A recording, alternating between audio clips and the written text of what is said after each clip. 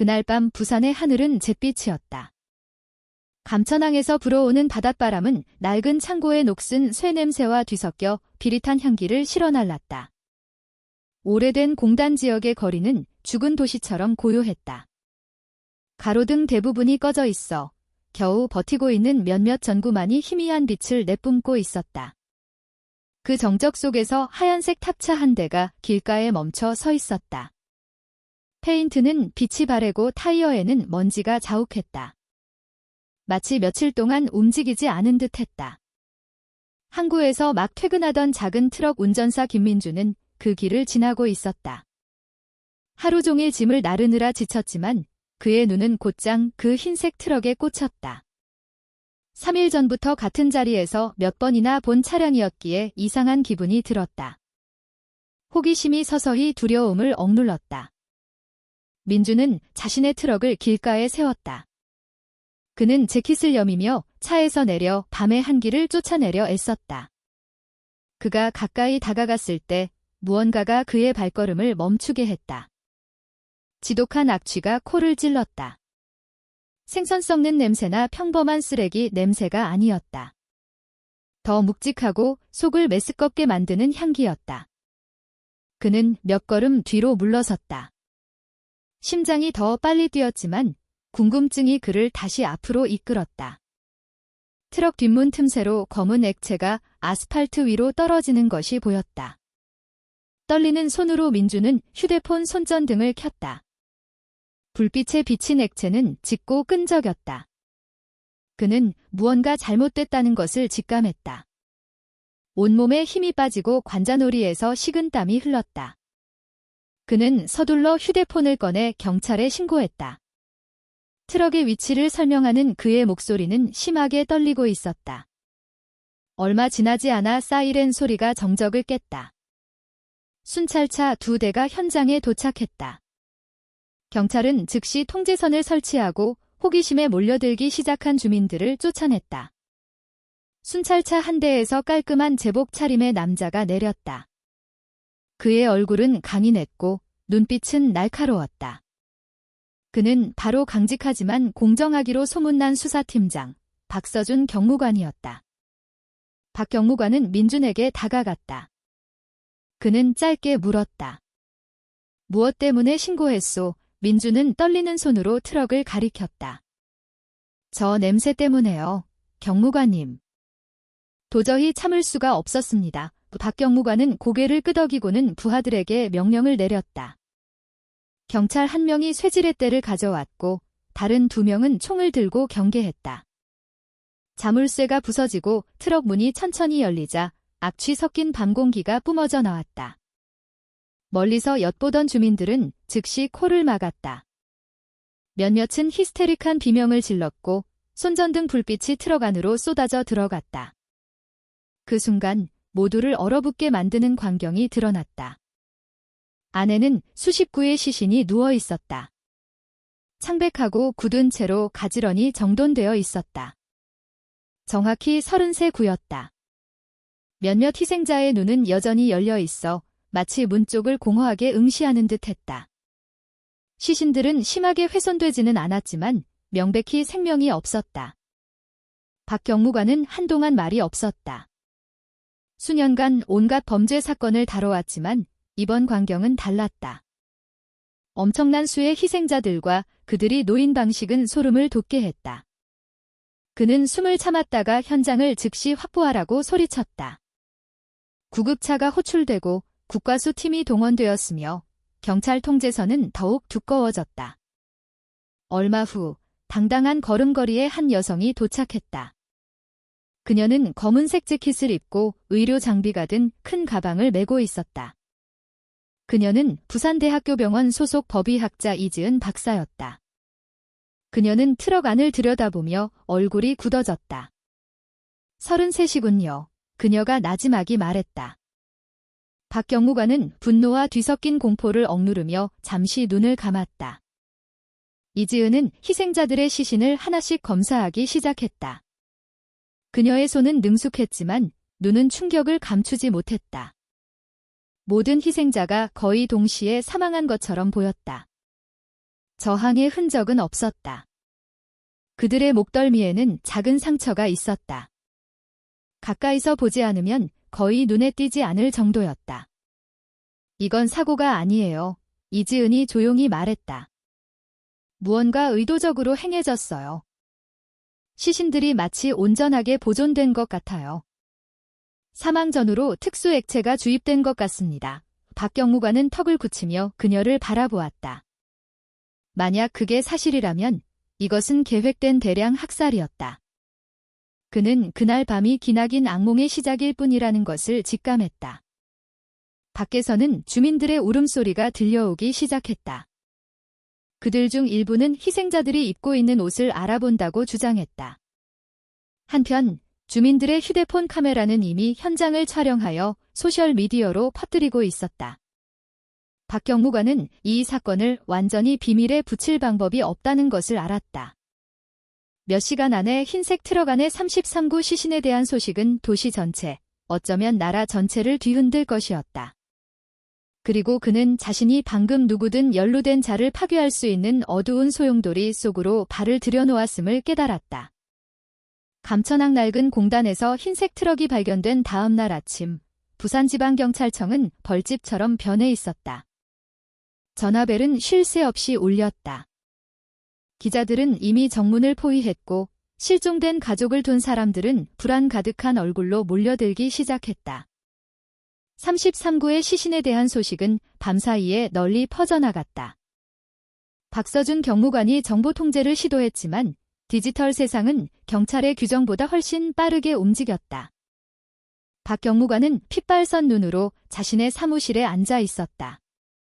그는 겨우 집무실 의자에서 1시간 쪽잠을 잤을 뿐이었다.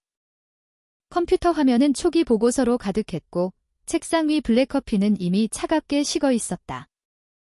사무실 밖에서는 사람들의 웅성거리는 소리가 들렸지만 그는 마음을 다스리려 애썼다. 이 사건은 분명 평범한 범죄가 아니었다. 희생자의 수, 시신의 상태, 그리고 그들이 정돈된 방식은 그 배후에 더 큰 무언가가 있음을 암시했다. 문에서 노크 소리가 들렸다. 이지은 박사가 초기 부검 결과가 담긴 두꺼운 파일을 들고 들어왔다. 그녀의 얼굴은 피곤해 보였지만 눈빛은 진지했다. 그녀는 이 보고를 늦출 수 없다고 말했다. 박경무관은 그녀에게 앉으라고 권하고는 두근거리는 마음으로 기다렸다. 이지은은 천천히 파일을 열었다. 그녀는 부검 사진을 보여주었다. 박경무관은 어젯밤 보았던 희생자들의 얼굴을 다시 보자 숨을 참았다. 모든 희생자의 목덜미 뒤편에 작은 상처가 있었다. 아주 가까이서 보지 않으면 거의 보이지 않는 상처였다. 모양은 모두 똑같았다. 10구가 넘는 시신을 검사했는데 모두 같은 흔적을 가지고 있었어요. 이지은이 말했다. 상처는 큰 주사바늘 자국 같았어요. 폭행의 상처도 벌레 물린 자국도 아니에요. 특수기구로 주사한 겁니다. 박경무관은 의자에 등을 기댔다. 그의 이마에 주름이 잡혔다. 그럼 특정 액체를 주입했다는 말이군. 이지은은 고개를 끄덕였다. 희생자들의 혈액에서 이상한 반응이 나타났어요. 일반적인 약물과는 맞지 않는 화학 침전물이 있었죠. 정확한 성분을 확인하려면 서울중앙연구소로 샘플을 보내야 해요. 하지만 초기 추정으로는 일종의 조직 보존액 같아요. 그래서 시신들이 며칠이 지났음에도 온전했던 거죠. 사무실은 갑자기 벽시계 소리만 들릴 정도로 조용해졌다. 박경무관은 거칠게 얼굴을 쓸었다. 만약 그게 사실이라면 33명은 단순한 살인이 아니라 잔인한 실험 속에서 죽었다는 의미였다. 이지은은 파일을 천천히 닫았다. 저도 그렇게 생각해요. 저항의 흔적이 없다는 건 아마도 먼저 마취제를 투여받았을 가능성이 있다는 뜻이죠. 그들이 대화를 이어가기 전에 젊은 경찰 한 명이 당황한 얼굴로 들어왔다. 그는 밖에 많은 유가족이 기다리고 있다고 보고했다. 그들은 발견된 시신 중에 자신들의 친척이 포함되어 있는지 확인하고 싶어 했다. 비명과 울음소리가 박경무관의 사무실 안까지 들려왔다. 한 어머니는 일주일 전에 실종된 아들의 이름을 부르짖기까지 했다. 이지은은 박 경무관을 바라보았다. 그녀는 정보를 억누를수록 압박이 더 커질 것이라고 속삭였다. 언론은 이미 경찰이 무능하게 일하는 것처럼 기사를 쓰고 있었다. 박 경무관은 긴 한숨을 내쉬었다. 그는 이지은이 옳다는 것을 알았지만 만약 확실한 증거 없이 모든 사실을 성급하게 공개한다면 그들은 은폐하거나 심지어 명예훼손으로 몰릴 수 있었다. 그때 이지은이 파일에서 작은 비닐봉지를 꺼냈다. 안에는 부러진 바늘처럼 보이는 얇은 금속 조각이 들어있었다. 시신 한 구에서 발견했어요. 일반적인 의료용 바늘 모양이 아니에요. 특정 용량의 액체를 주입하기 위해 특수 제작된 주사기구 같아요. 박 경무관은 그 작은 물체를 오랫동안 응시했다. 그의 눈이 가늘어지고 마음은 더욱 무거워졌다. 그는 이 사건이 일반적인 관할을 훨씬 뛰어넘는다고 느꼈다. 그가 더 생각할 틈도 없이 밖에서 소란스러운 소리가 들렸다. 기자들이 그의 이름을 외치고 있었다. 유가족의 목소리와 카메라 플래시가 뒤섞였다. 경찰청 앞마당은 시장처럼 변해 있었다. 박 경무관은 더 이상 사무실 벽 뒤에 숨을 수 없다는 것을 알았다. 그는 제복을 가다듬고 긴 숨을 들이쉰 후 앞마당으로 나갔다. 문이 열리자마자 마이크와 카메라가 그에게로 향했다. 질문이 빗발쳤다. 흰색 트럭에서 33구의 시신이 발견된 것이 사실입니까? 그들은 인신매매 희생자들입니까? 범인은 누구입니까? 박서준은 손을 들어 군중을 진정시키려 했다. 그는 단호한 목소리로 말했다. 여러분, 감천항공단 지역의 탑차 안에서 33명의 희생자가 발견된 것은 사실입니다. 현재 신원 확인 작업을 진행 중입니다. 모든 분들께서 인내심을 갖고 기다려주시길 바랍니다. 경찰은 이 비극의 배후에 있는 범인을 밝히기 위해 밤낮으로 일하고 있습니다. 하지만 군중은 만족하지 않았다. 기자들은 희생자들이 의도적으로 살해된 흔적이 있느냐고 물었다. 일부 유가족은 경찰이 사실을 숨기고 있다고 비난하며 절규했다. 중년의 한 아버지가 앞으로 나섰다. 그의 얼굴은 분노로 가득했다. 내 아들이 일주일 전에 실종됐소. 당신들은 시신을 찾았으면서도 아직 불분명하다고 말하고 있소. 우린 확신이 필요하단 말이오. 박 경무관은 잠시 고개를 숙였다가 깊은 시선으로 그를 바라보았다. 아버님과 다른 가족분들의 고통을 이해합니다. 모든 희생자의 신원을 하나씩 확인할 것을 약속드립니다. 어떤 것도 은폐되지 않을 것입니다. 하지만 그 약속은 분노를 가라앉히기엔 역부족이었다. 분위기는 더욱 험악해졌다. 결국 박 경무관은 다시 사무실로 물러났다. 그의 숨은 무거웠다. 그는 이제 자신의 자리가 뜨거운 의자에 앉아 있는 것과 같다는 것을 깨달았다. 가족, 언론, 심지어는 중앙의 상부로부터의 압박이 더욱 커질 것이었다. 마음속으로 그는 불길한 예감을 느꼈다. 33구의 시신 사건은 단순한 미스터리가 아니라 부산을 뒤흔들 준비가 된 거대한 폭풍의 시작이었다. 그날 오후 부산지방경찰청의 취조실은 평소보다 더 차갑게 느껴졌다. 형광등이 희미하게 깜빡였고 흠집 가득한 나무 책상 위로 옅은 담배 연기 냄새가 떠다녔다. 박서준 경무관은 등을 꼿꼿이 세우고 가슴에 팔짱을 낀 채 앉아 있었다. 그의 맞은편에는 65세가량의 한 노인이 불안한 듯 앉아 있었다. 그의 얼굴은 주름졌고 눈은 흐릿했으며 얇은 턱수염은 하얗게 새어 있었다. 그는 주민들에게 감천항 창고의 전직 경비원인 박노인으로 알려져 있었다. 이지은 박사는 옆에 앉아 수첩을 들고 있었다. 그녀는 증인의 입에서 나오는 모든 단어를 기록할 준비가 되어 있었다. 박 경무관은 차분하지만 압박감 있는 어조로 대화를 시작했다. 처음부터 이야기해 주시죠, 어르신. 트럭이 발견되기 전날 밤에 정확히 무엇을 보셨습니까? 박노인은 긴 숨을 내쉬었다. 그는 트럭이 발견되기 전날 밤 9시쯤 사찰에서 집으로 돌아가고 있었다고 말했다. 길은 고요했고 오직 바닷바람 소리와 낡은 창고에서 나는 새 삐걱이는 소리뿐이었다. 한 창고 근처에서 그는 흰색 트럭이 멈춰 서 있는 것을 보았다. 운전사가 내렸다. 박 경무관은 몸을 앞으로 숙였다. 운전사의 얼굴을 똑똑히 보셨습니까? 박노인은 천천히 고개를 저었다. 그날 밤은 꽤 어두워서 얼굴을 보지는 못했다고 했다.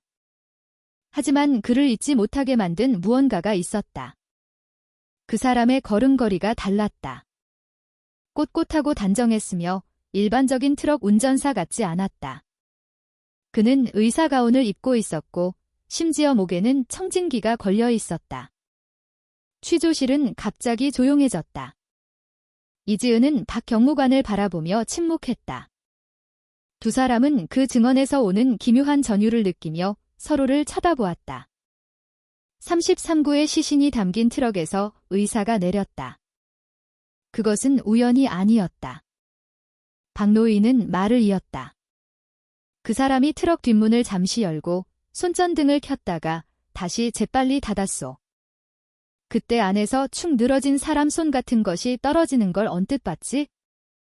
하지만 그 운전사는 그걸 얼른 다시 밀어넣고 문을 닫았어.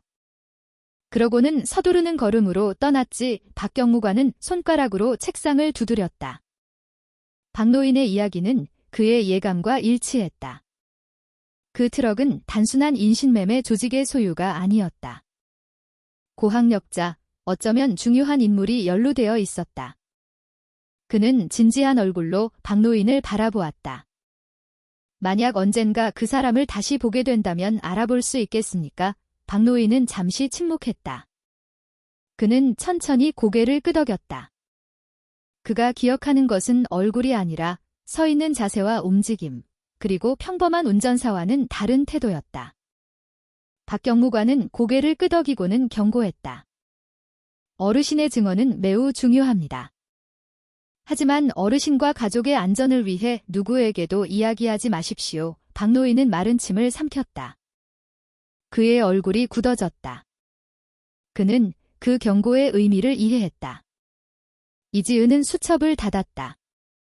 마음속으로 그녀는 소름이 돋는 것을 느꼈다.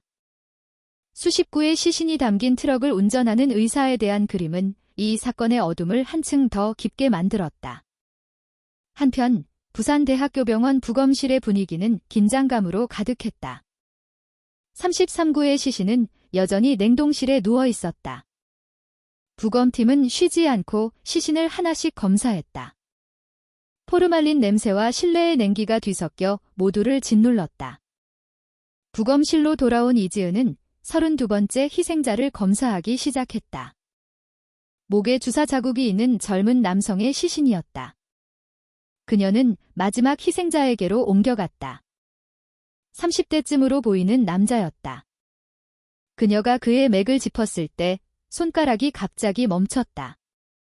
거의 느껴지지 않을 정도로 미세한 맥박이 있었다. 그녀의 눈이 커졌다. 세상에, 그녀가 속삭였다. 이 사람, 살아있어요. 그녀는 즉시 간호사를 부르며 소리쳤다. 빨리 산소 준비해요. 응급 침대 가져와요. 그 희생자는 즉시 응급치료실로 옮겨졌다. 그의 몸은 매우 약했고 피부는 창백했으며 입술은 파랗게 변해 있었지만 가슴은 여전히 천천히 오르내리고 있었다. 수액주사가 꽂히고 산소가 공급되었다. 몇 시간 후 박 경무관이 서두르는 걸음으로 도착했다. 그의 얼굴은 굳어 있었다. 정말 살아남은 사람이 있소. 이지은은 고개를 끄덕였다. 네, 맥박은 아주 약하지만 아직 숨쉬고 있어요. 신이 허락한다면 말을 할 수 있을지도 몰라요. 박 경무관은 침대 옆에 섰다. 그는 희생자의 얼굴을 바라보았다. 헝클어진 머리카락을 한 젊은 남성이었다. 목의 작은 상처는 다른 희생자들과 같았다. 남자가 천천히 눈을 떴을 때 그의 입술이 떨렸다. 목소리는 거의 들리지 않았다. 그는 물을 달라고 했다. 이지은은 솜으로 약간의 물을 적셔주었다. 남자는 천천히 삼키고는 속삭였다. 우리는 일자리를 약속받았어요. 해외로 보내준다고 했죠? 하지만 그 방에서 우리는 하나씩 주사를 맞았고. 그러고는 어두워졌어요. 박 경무관은 몸을 숙였다. 누가 주사를 놓았소? 남자는 심하게 기침했다. 입에서 피가 나왔고 몸이 격렬하게 떨렸다. 모니터 기계가 빠르게 울렸다. 간호사들이 도우려 애썼다. 남은 힘을 다해 남자는 한 이름을 속삭였다. 태석.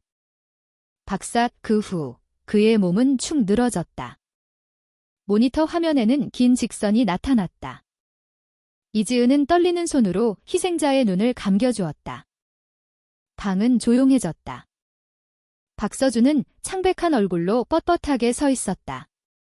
그 이름이 그의 머릿속에서 울렸다. 안태석. 부산 시민 전체가 아는 이름이었다. 부산시 보건복지국장이자 지역 방송에 항상 등장하는 인물, 해안가 빈민촌에 무료 약을 나눠주는 자선가. 박 경무관은 주먹을 쥐었다. 만약 그 이름이 사실이라면 그들은 단순한 길거리 범죄자보다 훨씬 더 위험한 적과 마주하고 있는 것이었다. 이지은은 굳은 얼굴로 그를 바라보았다. 만약 시민들이 알게 되면 어떻게 될까요? 천사로 여겨지는 사람이 사실은 사형 집행인이었다는 걸 누가 믿겠어요? 창밖으로 부산의 하늘은 흐려져 있었다. 마치 방금 밝혀진 어두운 비밀에 함께 숨을 죽이는 듯했다. 안태석이라는 이름은 이제 그들을 따라다니는 그림자가 되었다.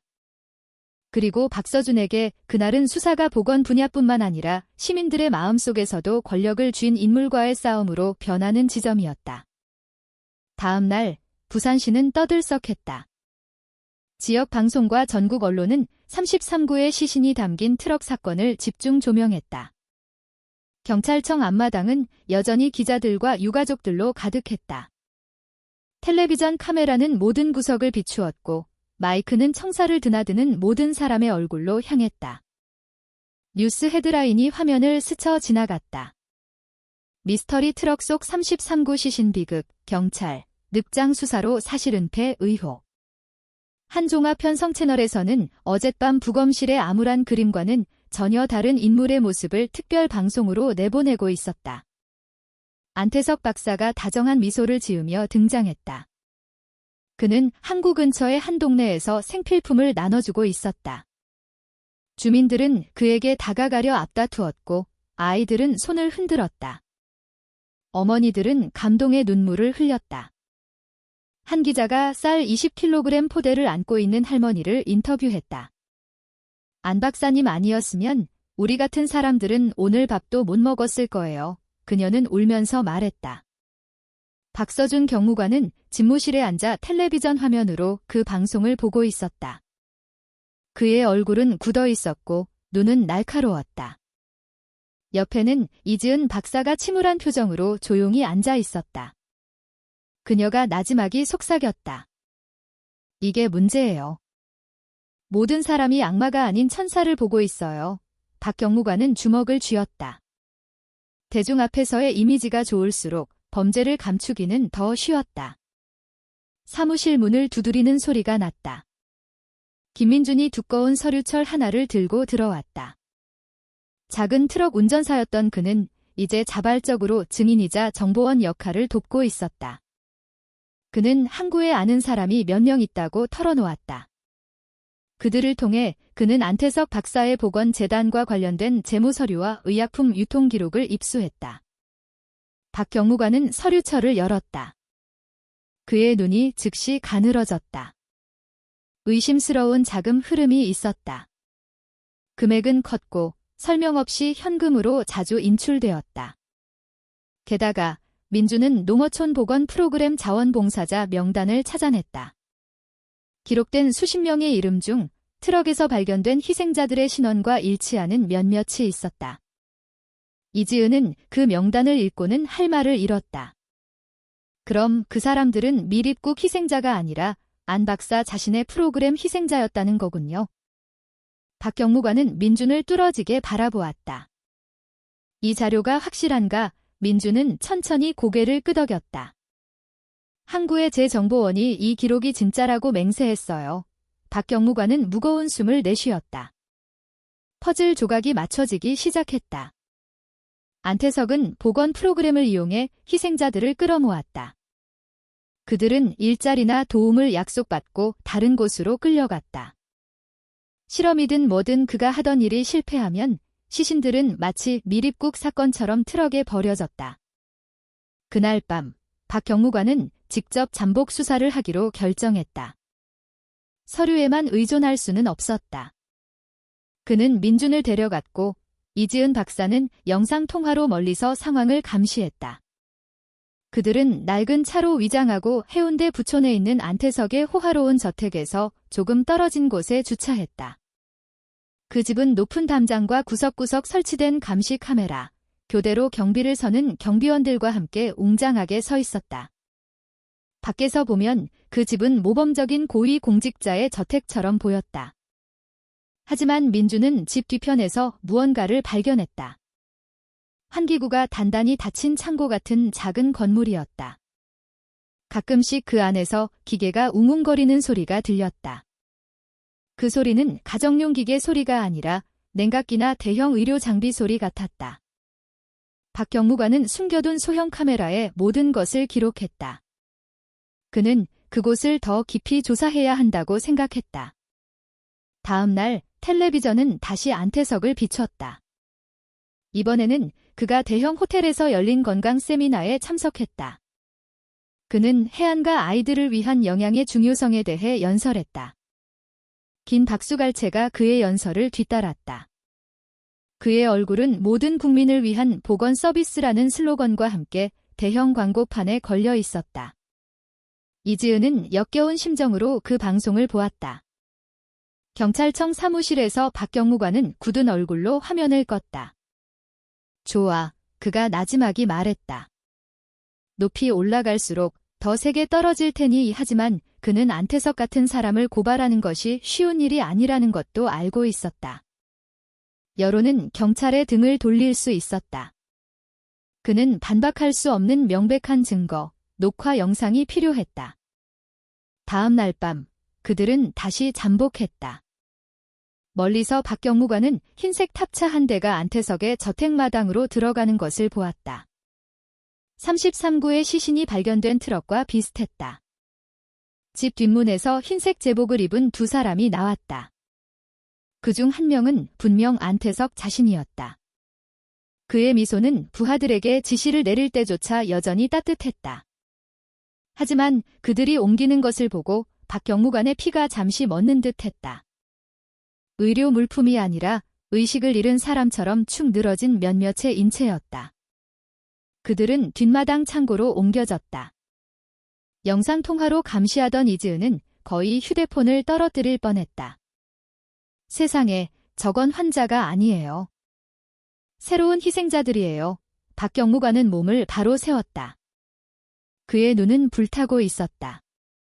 이제 저 천사의 진짜 얼굴을 알겠군. 그는 구원자가 아니야? 흰 장갑을 낀 사형 집행인이지. 그날 밤 수사관의 비밀 기록에 안태석의 이름은 공식적으로 주범으로 붉은 잉크로 쓰였다. 하지만 박 경무관은 또한 깨달았다. 한 번만 잘못 움직이면 대중은 그 의사를 보호할 수 있었다. 경찰 상부는 수사를 묵살할 수 있었다. 그리고 만약 그런 일이 일어난다면 사라지는 것은 사건뿐만 아니라 그들 세 사람의 목숨도 함께일 수 있었다. 밤은 더욱 깊어졌다. 부산의 거리에는 옅은 비가 내리기 시작했다. 어두운 분위기를 더하며 박 경무관은 운전석에 앉아 앞을 똑바로 응시했다. 옆자리의 민주는 녹화로 가득 찬 소형 카메라를 확인하고 있었다. 작은 화면 너머로 새로운 희생자들의 얼굴, 차가운 흰색 창고, 그리고 대중 앞에서는 천사처럼 미소 짓지만 닫힌 문 뒤에서는 악마의 얼굴을 한 안태석의 모습이 보였다. 박 경무관은 그 작은 녹화 영상이 장막을 여는 열쇠가 될 수 있다는 것을 알았지만 그 영상이 그들 모두에게 죽음의 티켓이 될 수도 있다는 것 또한 알고 있었다. 오후부터 부산에 쏟아진 폭우로 길은 미끄러웠고 차량 불빛이 물웅덩이에 반사되었다. 경찰청 내부의 분위기는 더욱 긴장되었다. 박서준 경무관은 부산지방경찰청장실로 호출되었다. 그곳에는 이미 차가운 얼굴과 날카로운 눈빛을 한 고위 간부, 최강민 총경이 앉아 있었다.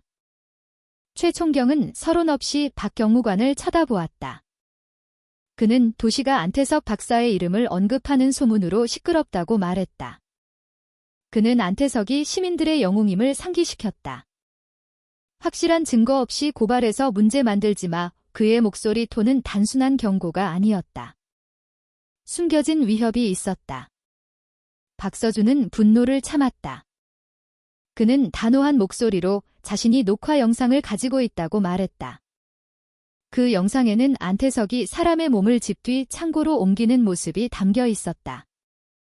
그건 소문이 아닙니다. 사실입니다. 하지만 최 총경은 책상을 세게 두드렸다. 그는 영장 없이는 그 녹화 영상이 의미가 없다고 강조했다.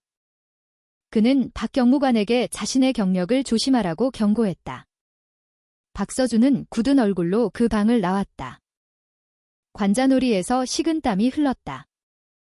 밤 공기는 시원했지만 그는 경찰 조직 내에 안태석을 보호하는 더러운 손이 있다는 것을 깨달았다.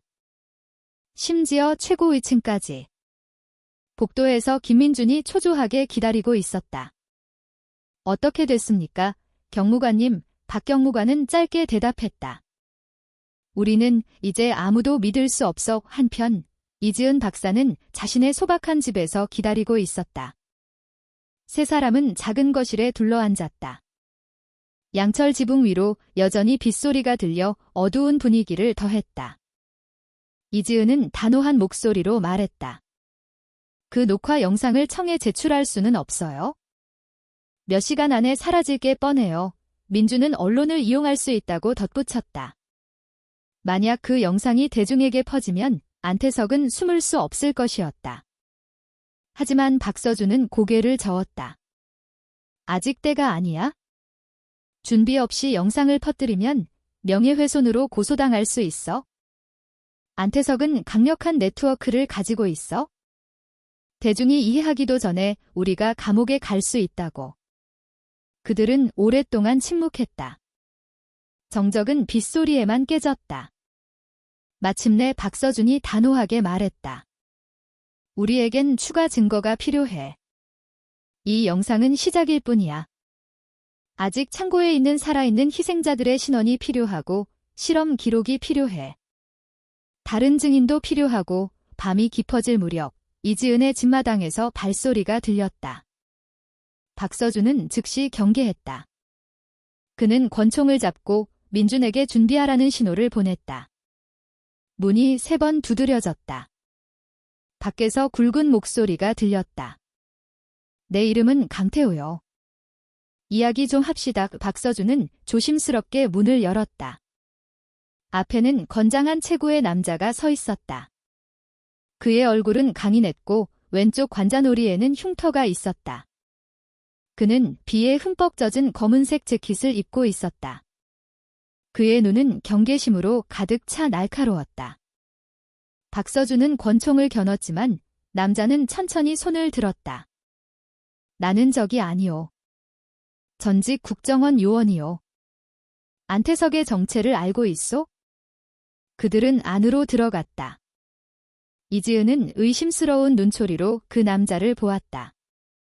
하지만 강태우는 곧 날고해진 자신의 옛 신분증을 보여주었다. 그는 과거 고위관리가 연루된 마약 사건을 파헤치려다 조직에서 쫓겨났다고 이야기했다. 그때부터 그는 혼자 움직이며 어둠의 네트워크에 대한 증거를 수집해왔다. 강태우는 박서준을 뚫어지게 바라보았다. 그는 안태석이 단순한 의사가 아니라고 말했다. 그는 인체 실험을 하는 거대 조직의 일부였다. 보건재단을 통해 해외에서 자금이 흘러 들어오고 있었다. 희생자들은 일자리를 약속받고 모집되었다. 그들은 신약 실험의 재료로 사용되었다.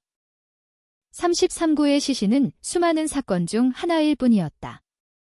민주는 자신이 들은 것을 거의 믿을 수 없었다. 이지은은 공포를 참으며 입을 막았다.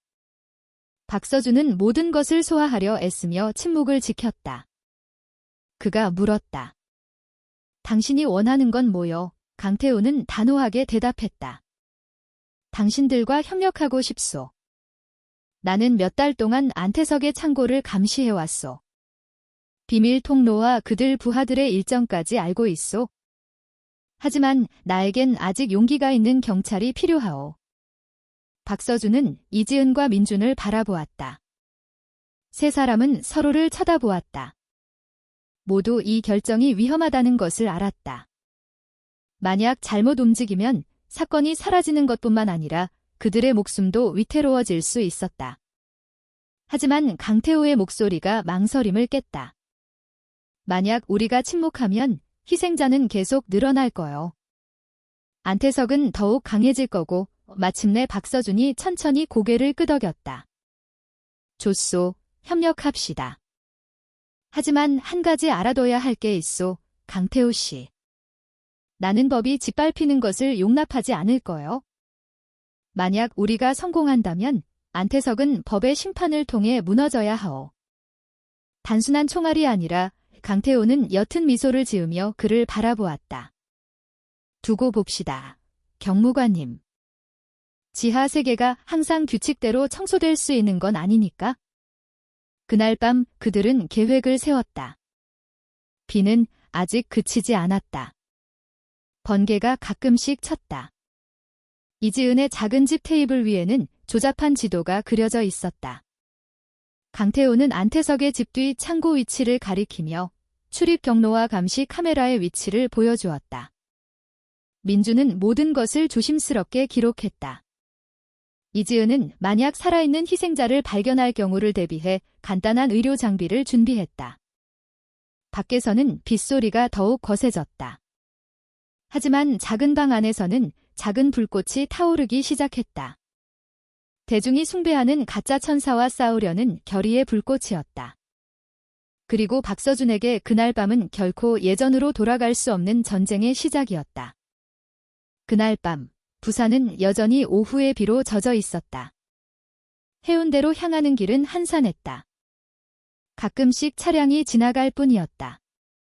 차가운 공기와 젖은 흙냄새가 뒤섞여 공기를 채웠다. 낡은 회색 승용차 안, 박서준 경무관이 운전석에 앉아 있었다. 옆자리에는 민준이 소형 카메라를 들고 있었다. 뒷좌석에서는 강태우와 이지은 박사가 굳은 얼굴로 준비하고 있었다. 박서준이 그들을 향해 고개를 잠시 돌렸다. 오늘 밤은 실패할 수 없소. 기회를 놓치면 내일이면 모든 희생자가 옮겨질지도 모르오. 강태우는 손에 든 권총을 확인하며 고개를 끄덕였다. 걱정 마시오. 저 집의 모든 구석을 연구했소. 감시 카메라의 사각지대인 뒤쪽 길로 들어갈 거요. 그들은 안태석 박사의 호화로운 저택에서 수백 미터 떨어진 작은 골목에 멈췄다. 멀리서 저택은 마당의 밝은 조명 아래 평온해 보였다. 고급 차들이 깔끔하게 주차되어 있었고 경비원이 앞에서 경비를 서고 있었다. 하지만 그들의 목표는 본체가 아니라 뒤편의 작은 건물이었다. 빛바랜 흰 벽의 창고와 비슷했다. 강태우가 신호를 보냈다. 그들은 집 옆의 빈밭을 통해 천천히 움직였다. 젖은 풀이바지에 달라붙었다. 밤벌레 소리와 점점 빨라지는 심장 박동 소리가 뒤섞였다. 그들은 창고를 둘러싼 높은 담에 도착했다. 강태우는 감시 카메라가 닿지 않는 지점을 가리켰다. 조심스럽게 그들은 담을 넘어 안으로 뛰어내렸다. 창고 주변의 공기는 달랐다. 차갑고 화학약품 냄새가 났다. 작은 환기구에서 기계 윙윙거리는 소리가 들렸다. 이지은은 코를 막았다. 그녀의 얼굴은 창백했다. 이 냄새는 포르말린 액체 같아요. 그녀가 나지막이 말했다. 박서준은 조용히 하라는 신호를 보냈다. 그들은 옆문으로 움직였다. 이상하게도 문은 단단히 잠겨 있지 않았다. 강태우가 천천히 밀었다. 문이 열리자마자 차가운 공기가 그들을 덮쳤다. 흰색 형광등 불빛이 창고라기보다는 실험실에 가까운 넓은 공간을 비추고 있었다. 벽은 흰색 타일로 덮여 있었고 몇 개의 긴 테이블 위에는 유리관, 라벨 없는 액체병, 주사기들이 가득했다. 방구석에는 여러 개의 철제 침대가 서 있었다. 박서준은 멈춰 섰다. 그 침대들 위에는 사람들이 누워 있었다. 일부는 의식이 없어 보였고 다른 일부는 팔에 꽂힌 수액관을 단 채 약하게 움직였다. 모니터 기계 소리가 나지막이 윙윙거렸다. 이지은은 거의 토할 뻔하며 입을 막았다. 저들은 환자가 아니에요. 희생자들이에요. 박서준은 침대 하나에 다가갔다. 창백한 얼굴의 젊은 남자가 천천히 눈을 떴다. 그의 입술이 떨렸다. 제발. 그들이 다시 오게 하지 말아주세요. 박서준은 몸을 숙였다. 누구를 말하는 거요? 하지만 희생자가 대답하기도 전에 안쪽 복도에서 발소리가 들렸다. 그들은 재빨리 큰 금속 캐비닛 뒤에 숨었다. 정문이 열렸다. 나타난 인물에 그들은 숨을 죽였다. 안태석 박사가 깔끔한 흰 가운을 입고 들어왔다. 그의 얼굴은 텔레비전에서 보여주던 따뜻한 미소 없이 차가웠다. 두 명의 조수가 주사기가 담긴 쟁반을 들고 그를 따랐다. 용량이 맞는지 확인해. 안태석이 무미건조한 목소리로 말했다. 아무도 너무 빨리 죽게 하지 마. 완전한 데이터가 필요하니까 그는 희생자 침대로 걸어가 맥박을 확인하고 모니터 화면을 본 후 조수에게 지시를 내렸다. 그의 얼굴은 실험 결과를 평가하는 과학자처럼 계산으로 가득했다. 이지은은 그것을 보고 거의 울 뻔했다. 박서준은 은신처에서 뛰쳐나가고 싶은 마음을 주먹을 쥐며 억눌렀지만 강태우가 그의 팔을 잡았다.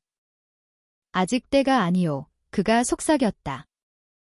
지금은 싸울 준비가 안 됐소. 박서준은 분노를 참았다. 그는 강태우가 옳다는 것을 알았지만 눈앞에 명백한 범죄를 보고 마음이 불탔다. 그들은 안태석이 방을 나갈 때까지 기다렸다. 상황이 안전해지자 박서준이 신호를 보냈다. 민주는 재빨리 모든 희생자를 소형 카메라로 녹화했다. 이지은은 희생자들의 맥박을 하나씩 확인했다. 몇몇은 아직 살아 있었다. 비록 매우 약했지만 그녀는 거의 의식을 잃은 젊은 여성의 입술에 물을 떨어뜨렸다. 갑자기 옆문에서 삐걱거리는 소리가 들렸다. 검은 옷을 입은 한 남자가 차분한 걸음으로 들어왔다.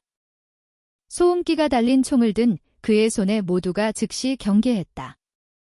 하지만 남자는 멈춰 서서 총을 내렸다. 소리치지 마시오. 나는 적이 아니오. 내 이름은 다마르요. 안태석이 무슨 짓을 하는지 알고 있소. 박서준은 그에게 권총을 겨눴다. 하지만 남자의 눈은 흔들림 없이 단호했다. 그는 자신이 오랫동안 이 조직을 감시해왔다고 빠르게 이야기했다. 그는 오늘 밤 희생자들의 이송을 막고 싶었지만 그들에게 경고했다. 모두를 구할 수는 없소? 희생자 수가 너무 많아. 배는 새벽 전에 떠나. 당신들이 할 수 있는 건 증인 한 명을 데리고 나가는 것뿐이요. 한 명만으로도 안태석을 무너뜨리기에 충분하오. 이지은은 눈물이 고인 눈으로 박서준을 바라보았다. 경무관님, 저들 모두 사람이에요. 어떻게 다른 사람들을 두고 갈 수 있겠어요? 박서준은 침묵했다. 그의 마음은 찢어지는 듯했지만 그는 그 남자가 옳다는 것을 알았다. 그들은 고작 4명이었고 수십 명의 무장한 적과 맞서고 있었다. 성급하게 행동하면 모두 죽을 것이었다. 복도에서 발소리가 다가오면서 결정은 더욱 시급해졌다. 박서준은 강태우, 민준, 그리고 이지은을 바라보았다. 그는 나지막하지만 단호한 목소리로 말했다. 가장 살아남을 가능성이 높은 한 명을 데려간다. 나머지는 나중에 우리가 해결할 거요. 그들은 즉시 상태가 비교적 양호한 젊은 남성 희생자를 선택했다. 이지은은 응급 수액을 연결했다. 강태우는 뒷문을 통해 탈출 경로를 준비했다. 발소리가 점점 가까워졌다. 차가운 의학 용어가 섞인 외침이 들렸다. 안태석과 그의 조수들이 돌아오고 있었다. 박서준은 희생자를 어깨에 둘러맸다. 민주는 카메라를 챙겼다. 강태우가 길을 이끌었다.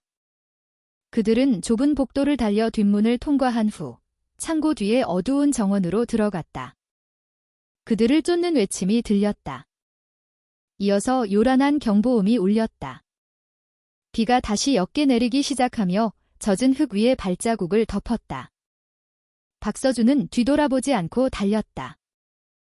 희생자는 여전히 그의 어깨에 있었다. 그의 숨은 거칠었다. 이지은은 희생자의 맥박이 계속 뛰는지 확인하며 눈물을 참았다. 민주는 뒤에서 거의 넘어질 뻔했지만 다시 일어섰다. 그들이 담장을 빠져나왔을 때 낡은 차가 기다리고 있었다. 모두 서둘러 차에 탔다. 박서준은 미끄러운 길을 뚫고 엔진을 몰아붙였다. 뒤에서 총소리가 들렸다. 총알이 차체를 때렸다. 강태우는 창문으로 총을 쏘며 응수했다. 차는 비틀거렸지만 계속 달렸다. 뒷좌석에서 이지은은 희생자의 손을 꼭 잡았다. 그녀는 떨리는 목소리로 속삭였다. 버텨요. 당신이 천사로 위장한 악마를 무너뜨릴 유일한 희망이에요. 박서준이 운전하는 낡은 차는 미끄러운 부산의 도로를 뚫고 맹렬히 달렸다. 비가 세차게 내렸다. 와이퍼가 앞 유리에 물을 닦아내느라 바삐 움직였다. 뒷좌석에서 이지은 박사는 창고에서 데리고 나온 젊은 남성 희생자의 몸을 붙잡느라 분주했다. 그의 숨은 가빴고 피부는 창백했으며 입술은 타락해 변해 있었다. 민주는 옆에서 걱정스럽게 바라보았다. 박서준 옆에 앉은 강태우는 뒤를 돌아보았다. 희생자가 아직 숨쉬고 있는지 확인한 후 그는 단호한 어조로 말했다. 빨리 안전한 곳을 찾아야 하오. 병원으로 데려가면 안태석의 부하들이 분명 찾아낼 거요. 박서준은 고개를 끄덕였다. 그의 눈은 젖고 구불구불한 길을 향해 있었다. 동네의 안전가옥으로 데려가자. 그곳은 거의 사용되지 않고 아는 사람도 몇 명 없어. 하지만 그 말이 끝나자마자 뒤에서 2개의 밝은 불빛이 나타났다. 검은색 세단 2대가 빠른 속도로 그들을 뒤쫓고 있었다. 민준이 당황하며 소리쳤다. 그들이 우리를 쫓아와요. 박서준은 가속 페달을 더 깊이 밟았다. 낡은 차는 큰 소리를 내며 울부짖었지만 추격 차량에 비해 힘이 붙이는 것이 명백했다. 첫 번째 총알이 차체 오른쪽을 때렸다. 이지은은 비명을 지르며 몸을 숙였다. 자신의 몸으로 희생자의 몸을 보호했다. 박서준은 운전대에 손을 굳게 잡고 집중력을 잃지 않았다. 강태우는 창문을 열고 총을 겨눈 후 발사했다. 추격 차량 중 한 대가 잠시 비틀거렸지만 계속해서 바싹 따라붙었다. 추격전은 그들이 도시 외곽의 좁은 도로로 들어서면서 더욱 치열해졌다. 비 때문에 아스팔트는 미끄러웠다. 차 타이어는 급커브를 돌 때마다 비명을 질렀다. 민주는 대시보드를 꽉 잡았다. 그의 얼굴은 굳어 있었다. 이지은은 계속해서 희생자의 맥박을 확인했다. 맥박이 아주 약했다. 계속된 충격이 이어진다면 그는 목숨을 잃을 수 있었다. 박서준은 어두운 시골길로 운전대를 급히 틀었다. 자동차 헤드라이트는 앞쪽 몇 미터만을 비출 뿐이었다. 백미러를 통해 검은 차 한 대가 여전히 뒤쫓는 것이 보였다. 강태우가 다시 쐈다. 이번에는 상대방의 헤드라이트를 맞췄다. 그들의 불빛은 꺼졌지만 엔진은 여전히 맹렬하게 울렸다. 갑자기 앞에서 거대한 불빛이 나타났다. 큰 트럭이 길을 막고 다가오고 있었다. 박서준은 브레이크를 세게 밟았고 차는 끼익 소리를 내며 충돌 직전에 멈췄다. 트럭 뒤에서 검은 우산을 든 몇몇 무장한 남자들이 나타났다. 그들은 즉시 박서준의 차에 총을 겨눴다. 모두가 당황했다. 민주는 몸을 숙였다. 이지은은 희생자를 더 꽉 껴안았다. 강태호는 이를 갈며 쏠 준비를 했지만 그가 방아쇠를 당기기 전에 밖에서 굵은 목소리가 들렸다. 총 내려. 검은 우산 뒤에서 검은 우비를 입은 경찰 복장의 인물이 나타났다.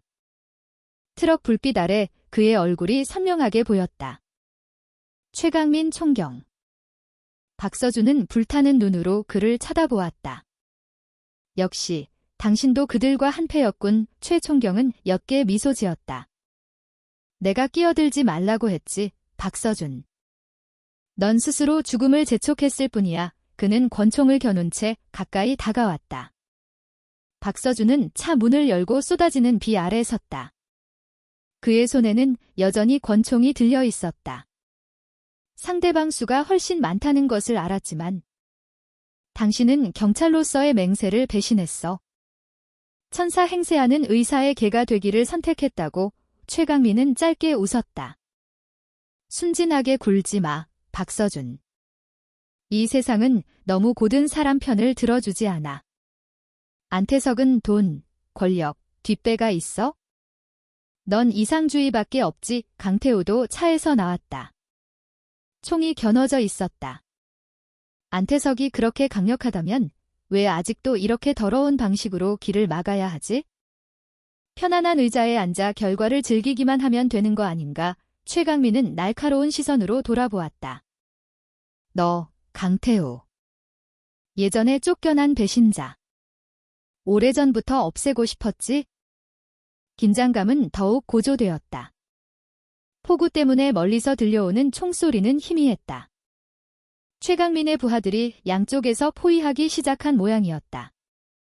박서준은 그들이 덫에 걸렸다는 것을 알았지만 갑자기 큰 경적 소리가 들렸다. 다른 방향에서 낡은 픽업 트럭 한 대가 뚫고 들어왔다. 헤드라이트가 폭우를 뚫었다. 운전석의 남자가 재빨리 들어왔다. 박서준은 돌아보았다. 그의 얼굴은 놀라움으로 가득했다. 박노인이었다. 예전에 항구에서 트럭이 멈추는 것을 보았던 늙은 증인. 생각할 겨를도 없이 박서준은 민준과 이지은에게 희생자를 옮기라는 신호를 보냈다. 강태우가 엄호 사격을 했다. 총알이 폭우 속에서 교차했다. 힘겹게 그들은 박노인의 픽업 트럭으로 옮겨 탔다.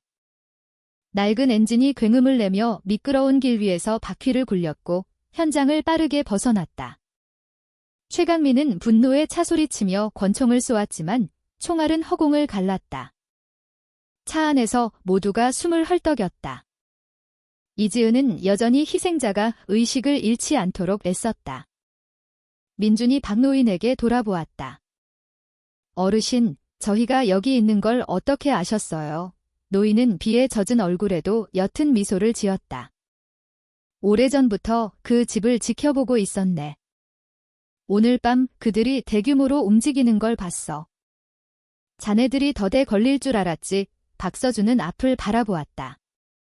그의 눈에는 더욱 강한 결의가 담겨 있었다. 오늘 밤은 살아남았지만 전쟁은 아직 길어. 안태석과 최강민은 멈추지 않을 거야. 계속 우리를 사냥하겠지. 강태호는 총을 재장전하며 고개를 끄덕였다. 그리고 우리도 멈추지 않을 거요. 희생자가 아직 숨쉬는 한 우리에겐 싸울 이유가 있어. 픽업 트럭은 폭우를 뚫고 어두운 시골길을 향해 계속 달렸다. 뒷좌석의 희생자는 여전히 떨고 있었지만 눈을 약간 떴다. 그는 약하게 속삭였다. 제 이름은 이현우입니다. 박서준은 재빨리 돌아보았다. 버텨, 현우 군. 자네는 중요한 증인이야. 자네의 목소리로 우리가 그들을 무너뜨릴 수 있어. 밖에서는 부산의 하늘에 여전히 폭우가 쏟아지고 있었다. 길은 미끄럽고 한적했다. 하지만 그 어둠 뒤에는 안태석 박사의 눈들이 여전히 감시하고 있을 것이었다. 박서준은 오늘 밤이 시작에 불과하다는 것을 깨달았다. 진짜 싸움은 이제 막 시작되었다. 박노인의 낡은 픽업 트럭은 어두운 시골길을 달렸다. 비가 그치기 시작했다. 앞 유리에는 작은 빗방울만이 맺혀 있었다. 낡은 엔진 소리와 밤바람 소리가 뒤섞였다. 뒷좌석에서 이지은 박사는 이현우의 몸이 따뜻하게 유지되도록 애썼다. 그녀의 손은 젊은 남자의 손을 꼭 잡고 있었다. 그가 의식을 잃지 않도록 확인했다. 현우는 눈을 뜨려고 애썼다. 숨은 가빴지만 아직 작은 힘이 남아 있었다. 앞에 앉은 박서준이 잠시 돌아보았다. 버텨야 해, 현우 군. 자네가 유일한 산증인이야. 자네의 목소리가 그자들을 무너뜨릴 수 있어. 현우는 마른 침을 삼키고는 거의 들리지 않게 속삭였다. 그들은 우리에게 해외 일자리를 약속했어요. 우린 믿었죠? 하지만 창고에 도착하자마자 하나씩 주사를 맞았고 어둠이 덮쳤어요. 많은 사람들이 다시는 깨어나지 못했어요. 이지은은 현우가 계속 말할 수 있도록 입술에 물을 적셔주었다. 그 모든 걸 지휘한 사람이 누군지 아나요? 현우는 몸을 떨었다. 그의 눈은 반쯤 열려 있었다. 그 의사. 안태석. 그가 우리를 검사했어요. 그는 미소 지으며 말했죠. 우리가 신약 연구의 일부라고. 하지만 사실 우리는 실험 대상이었어요. 몸이 붓는 사람도 있었고 혈관이 굳는 사람도 있었어요. 위독해지면 그들은 그냥 실패했다고 말하고 시신을 트럭에 버렸어요. 이지은 옆에 앉은 민주는 할 말을 잃었다. 그는 고개를 숙이고 분노를 참으며 이를 갈았다. 박서준은 운전대를 더 꽉 잡았다. 그의 얼굴은 굳어 있었다. 앞 좌석의 강태우도 현우를 바라보았다. 거기서 본 경찰이 있었나? 현우는 천천히 고개를 끄덕였다. 한 간부가 허가서를 들고 왔어요. 그들은 그를 최 총경이라고 불렀죠. 그 후로는 아무도 도망칠 수 없었어요. 그 이름에 차 안의 작은 공간은 얼어붙는 듯했다. 이지은은 입을 막았다. 민주는 나지막이 욕설을 내뱉었다. 박서준은 긴 숨을 내쉬었다. 역시 최강민은 단순한 보호자가 아니라 이 범죄의 직접적인 일부였군. 차는 동네 외곽의 한 낡은 집으로 계속 향했다. 그 집은 박노인의 오랜 친구가 오랫동안 비워둔 곳이었다. 건물은 나무벽으로 된 소박한 구조였고 마당은 잡초로 가득했으며 근처에 이웃이 없어 숨기에 적합했다. 그들은 재빨리 안으로 들어갔다. 이지은은 즉시 작은 방을 응급치료 공간으로 준비했다. 현우는 얇은 매트리스에 눕혀졌고 두꺼운 담요가 그의 몸을 덮었다. 이지은은 간단한 기구로 혈압을 확인했다. 상태가 위독해요. 그녀가 진지한 얼굴로 말했다. 완벽한 의료 지원 없이는 며칠 안에 목숨을 잃을 수 있어요. 박서준은 그녀를 깊이 바라보았다. 병원은 불가능해. 다른 방법을 찾아야 해. 대나무 의자에 앉아있던 강태우가 고개를 끄덕였다. 도시 외곽에 내가 아는 낡은 의원이 있소? 전직 의료 봉사자들이 운영하는 곳이지. 부패에 반대하고 안태석이나 최강민과는 관련이 없어. 안전한 곳이 있다면 그곳뿐이요. 하지만 숲길을 통해 거의 2시간 거리요. 박서준은 잠시 침묵하다가 고개를 끄덕였다. 새벽이 오기 전에 그를 그곳으로 데려가자의 한편 민주는 안전을 확인하기 위해 집 밖으로 나갔다. 밤 공기는 차가웠고 안개가 내려앉기 시작했다. 그는 한적한 흙길을 바라보았다. 하지만 멀리서 차량 불빛이 천천히 움직이는 것을 보았다. 그의 심장이 즉시 뛰기 시작했다. 그는 굳은 얼굴로 다시 들어왔다. 경무관님, 앞길에 순찰차가 지나갔습니다. 최강민의 부하들이 우리를 찾고 있는 걸지도 모릅니다. 박서준은 즉시 방해 등유 램프를 껐다. 집은 어둠에 잠겼다. 그들은 숨을 죽였다. 옅은 빗소리와 세차게 뛰는 심장 소리뿐이었다. 창문 틈으로 자동차 불빛이 마당을 훑었다. 차는 속도를 줄여 잠시 멈췄다가 다시 출발했다. 모두가 안도의 한숨을 내쉬었다. 하지만 박서준은 수색이 시작되었다는 것을 알았다. 박노인은 바닥에 앉아 있었다. 그의 얼굴은 침울했다. 그는 쉰 목소리로 말했다.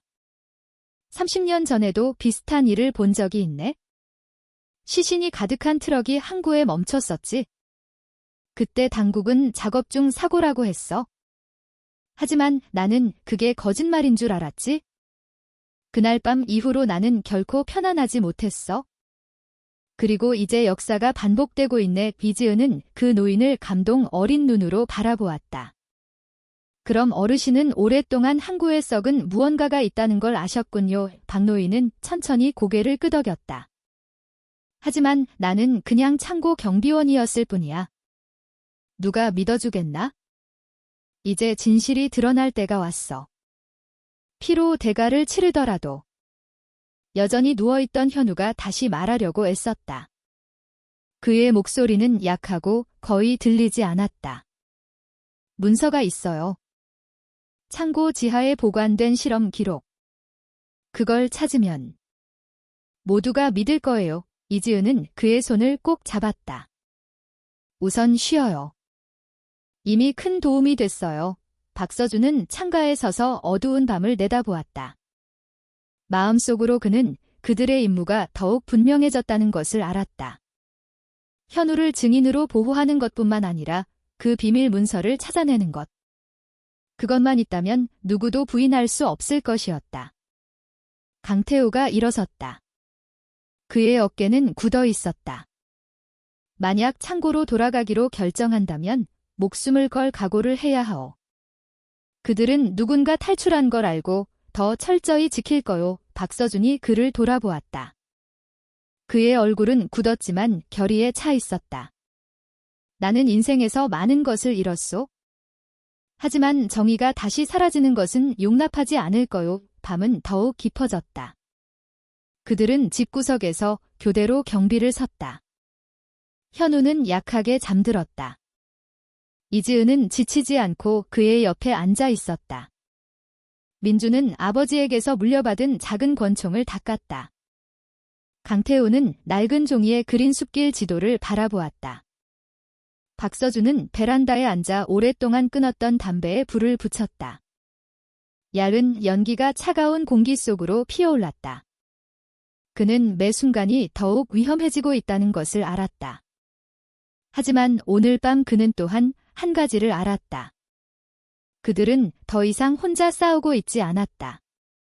그들에게는 증인이 있었고 진실이 있었으며 계속해서 싸울 이유가 있었다. 비록 도시 전체가 눈을 감고 있더라도. 새벽녘 하늘이 아직 어두울 때 박서준은 모두를 깨웠다. 습한 공기가 피부를 찔렀다. 낡은 집 밖에서는 귀뚜라미 소리가 울려 퍼졌다. 현우는 강태우가 대나무와 찢어진 천으로 만든 임시 들것 위에 약하게 누워 있었다. 이지은 박사는 간단한 장비를 준비하며 수액이 여전히 천천히 떨어지는지 확인했다. 박서준이 낮은 목소리로 말했다. 동이 트기 전에 지금 출발해야 하오. 낡은 의원으로 가는 길은 숲을 통과해야 해. 거의 사용되지 않는 길이지. 만약 늦으면 최강민의 부하들이 분명 바리케이드를 쳤을 거요. 강태호는 고개를 끄덕이며 재킷에 구겨진 지도를 넣었다. 내가 길을 안내하겠소? 길은 험하지만 더 안전하오. 그들은 조심스럽게 집을 나섰다. 젖은 흙이 샌들과 신발에 달라붙었다. 박노인도 나이가 많았음에도 불구하고 동행했다. 그는 남지 않겠다고 고집했다. 너무 오랫동안 침묵했다며 이제는 죄를 갚을 시간이라고 했다.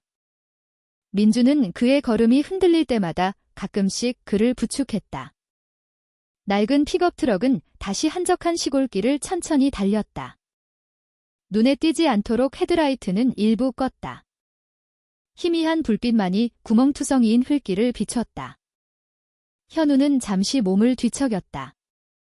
그의 눈은 반쯤 열려 있었다. 그는 희미한 목소리로 물었다. 우리 어디로 가는 거예요? 이지은은 그의 손을 잡으며 그를 안심시켰다. 안전한 곳으로 데려가는 거예요? 버텨요. 거의 1시간쯤 달린 후 그들은 강을 가로지르는 작은 다리에 도착했다. 아침 안개가 짙게 내려앉아 길을 뒤덮고 있었다. 갑자기 강태우가 멈추라는 신호를 보냈다. 박서준은 브레이크를 밟았다. 멀리서 검은색 세단 2대가 길을 막고 비스듬히 주차되어 있는 것이 보였다. 몇몇 남자들이 총을 들고 서 있었다. 그들의 실루엣은 안개 속에서 희미했다. 민준이 당황하며 속삭였다. 그들이 기다리고 있었어요. 박서준은 즉시 운전대를 돌렸지만 뒤에서 엔진 소리가 들렸다. 다른 2대의 차가 반대 방향에서 나타나 포위했다. 더디닥 차 안의 분위기는 갑자기 긴장되었다. 이지은은 현우를 보호하며 몸을 숙였다. 박노인은 체념한 눈으로 박서준을 바라보았다. 강태우는 망설임 없는 얼굴로 총을 확인했다. 왼쪽으로 빠져나가야 하오. 숲으로 가는 오솔길이 있소? 박서준은 재빨리 고개를 끄덕였다. 그는 신호를 보냈다. 모두 지금 내려. 그들은 차에서 내렸다. 간밤의 비로 땅은 미끄러웠다. 박서준은 민준을 도와 현우가 담긴 임시 들것을 들었다. 이지은은 환자의 상태를 살피며 옆에서 걸었다. 강태우가 앞장섰다. 그의 총은 준비되어 있었다. 박노인은 뒤에서 비틀거렸지만 그의 결의는 굳건했다. 길 쪽에서 외침이 들렸다. 무장한 남자들이 다가오기 시작했다. 손전등 불빛이 안개를 훑었다. 첫 번째 총알이 발사되었다. 강태우가 재빨리 응수하여 상대방 한 명을 쓰러뜨렸다. 박서준이 소리쳤다. 빨리 숲으로. 그들 모두는 주 도로를 버리고 안개를 뚫고 달렸다. 바위투성이 오솔길이 그들을 작은 숲으로 이끌었다. 높은 나무들이 그늘을 드리웠고 나뭇가지 부러지는 소리가 모든 발걸음에 울려 퍼졌다. 현우는 들것 위에서 흔들렸고 그의 몸은 더욱 약해졌다. 이지은은 계속해서 그를 안심시키며 속삭였다. 마치 말이 생명을 지켜줄 수 있는 것처럼. 뒤에서 여전히 총소리가 들렸다. 강태우는 가끔 멈춰서 추격하는 검은 그림자를 향해 쏘았다. 민주는 헐떡였고 이마에서는 식은 땀과 차가운 비가 섞여 흘러내렸다. 박서준은 모두를 독려했다. 조금만 더. 강을 건너야 해. 거의 30분 동안 어둠 속을 달린 후 그들은 작은 강가에 도착했다. 물살은 거셌다. 미끄러운 바위들이 길을 막았다. 강태우가 재빨리 돌아보았다. 건너야 하오. 그렇지 않으면 따라잡힐 거요. 박서준은 고개를 끄덕였다. 그와 민주는 조심스럽게 들것을 들고 작은 절벽을 내려가 물로 향했다. 이지은은 숨을 참았고 미끄러운 바위 위에서 다리가 떨렸다. 하지만 그녀는 현우의 손에 꽂힌 수액이 빠지지 않도록 계속 지켰다. 박노인은 민준의 부축을 받았다. 그의 노쇠한 몸은 심하게 떨렸지만 포기하지 않았다. 그들 모두는 살을 내는 듯 차가운 강물로 들어섰다. 거의 건너편에 다다랐을 때 큰 소리가 들렸다. 몇몇 남자가 강둑에 나타났다. 총이 겨눠져 있었다. 박서준은 반사적으로 몸을 숙였다. 총알이 주변의 물을 때렸다. 강태우가 응수했다. 물보라와 나무 부러지는 소리가 공기를 채웠다. 힘겹게 그들은 강을 건너는데 성공했다. 숨은 헐떡였고 몸은 흠뻑 젖었지만 현우는 아직 숨 쉬고 있었다. 이지은은 희생자의 가슴에 귀를 기울였다. 맥박은 약했지만 아직 있었다. 박서준은 뒤를 돌아보았다. 안개 너머로 최강민의 부하들의 그림자가 여전히 움직이는 것을 볼 수 있었지만 거센 강물이 거리를 만들어 주었다. 그는 시간이 많지 않다는 것을 알았다. 그들은 도시 외곽의 낡은 의원을 향해 계속 걸어가야 했다. 희뿌옇게 밝아오는 아침 안개 속에서 그 무거운 발걸음은 계속되었다. 모두가 상처와 피로를 안고 있었지만 또한 희망도 안고 있었다. 유일한 산증인인 현우는 이제 지민 동시에 거대한 진실을 밝힐 수 있는 작은 빛이었다. 박서준은 권총을 꽉 쥐었다. 마음속으로 그는 속삭였다. 우리는 멈추지 않을 것이다. 오늘 밤도 내일도 안태석과 그를 보호하는 모든 자들이 정의 앞에 무릎 꿇을 때까지. 아침 안개가 걷히기 시작할 무렵 일행은 숲을 빠져나왔다. 숨은 헐떡였고 옷은 비와 땀으로 흠뻑 젖어 있었다. 앞에는 더 넓지만 여전히 한적한 흙길이 펼쳐져 있었다. 멀리 사탕수수밭 가장자리에 낡은 건물이 서 있었다. 벽은 빛이 바래고 양철 지붕은 녹슬었지만 여전히 견고했다. 강태우가 그곳을 가리켰다. 저기가 내가 말한 의원이요. 그들은 서둘러 걸었다. 현우가 담긴 들것은 조심스럽게 옮겨졌다. 이지은 박사는 수액을 계속 주시했다.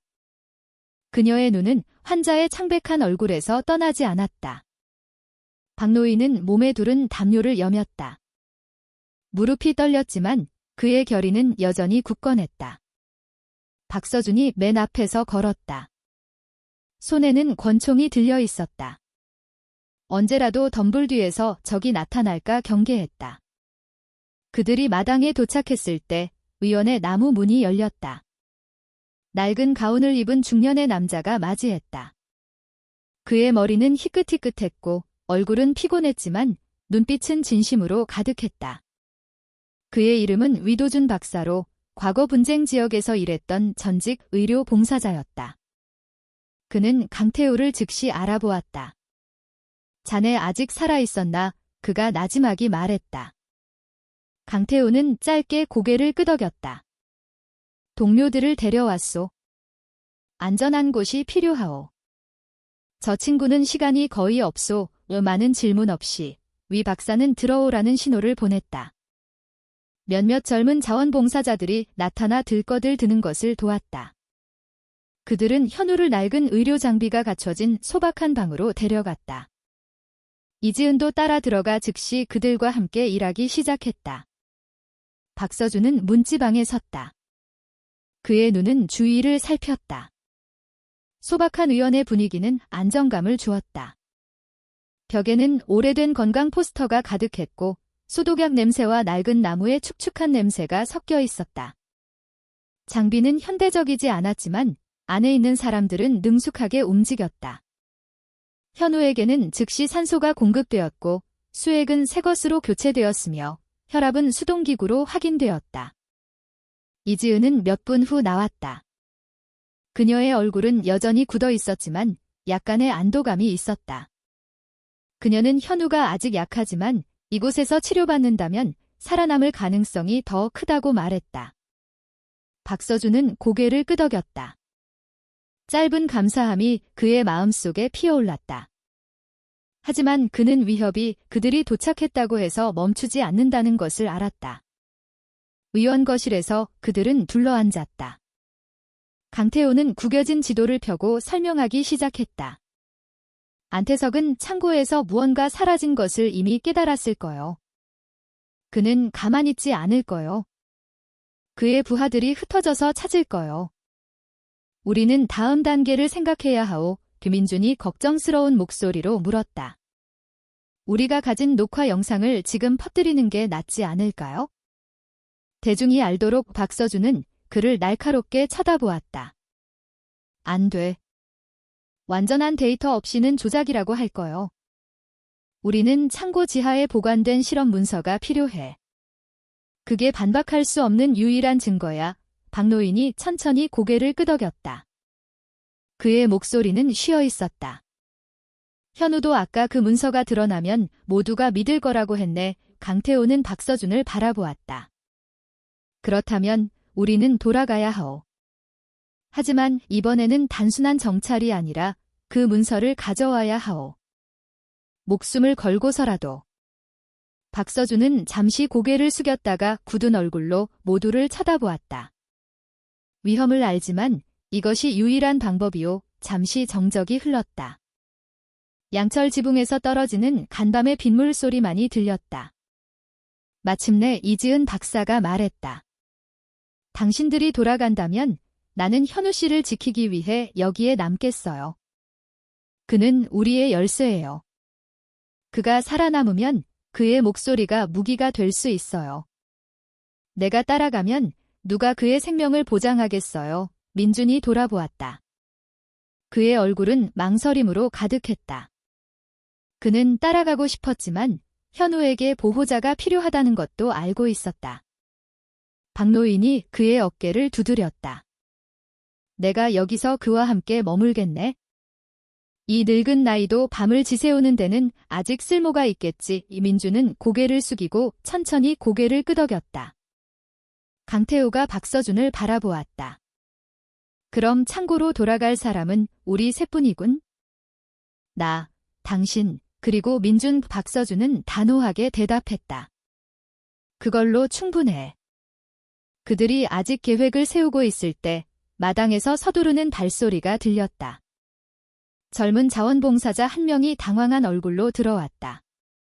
박사님, 주 도로에 차가 멈췄어요. 이 장소를 찾는 것 같아요. 박서준은 즉시 일어섰다. 모든 불을 꺼. 소리 내지마. 의원의 분위기는 어둠에 잠겼다. 창문 틈으로 박서준이 엿보았다. 사탕수수밭 담장 근처에 검은색 세단 2대가 멈춰 있었다. 몇몇 남자가 내려 손전등을 켜고 주위를 비췄다. 그들의 얼굴은 분명 안태석의 부하들이었다.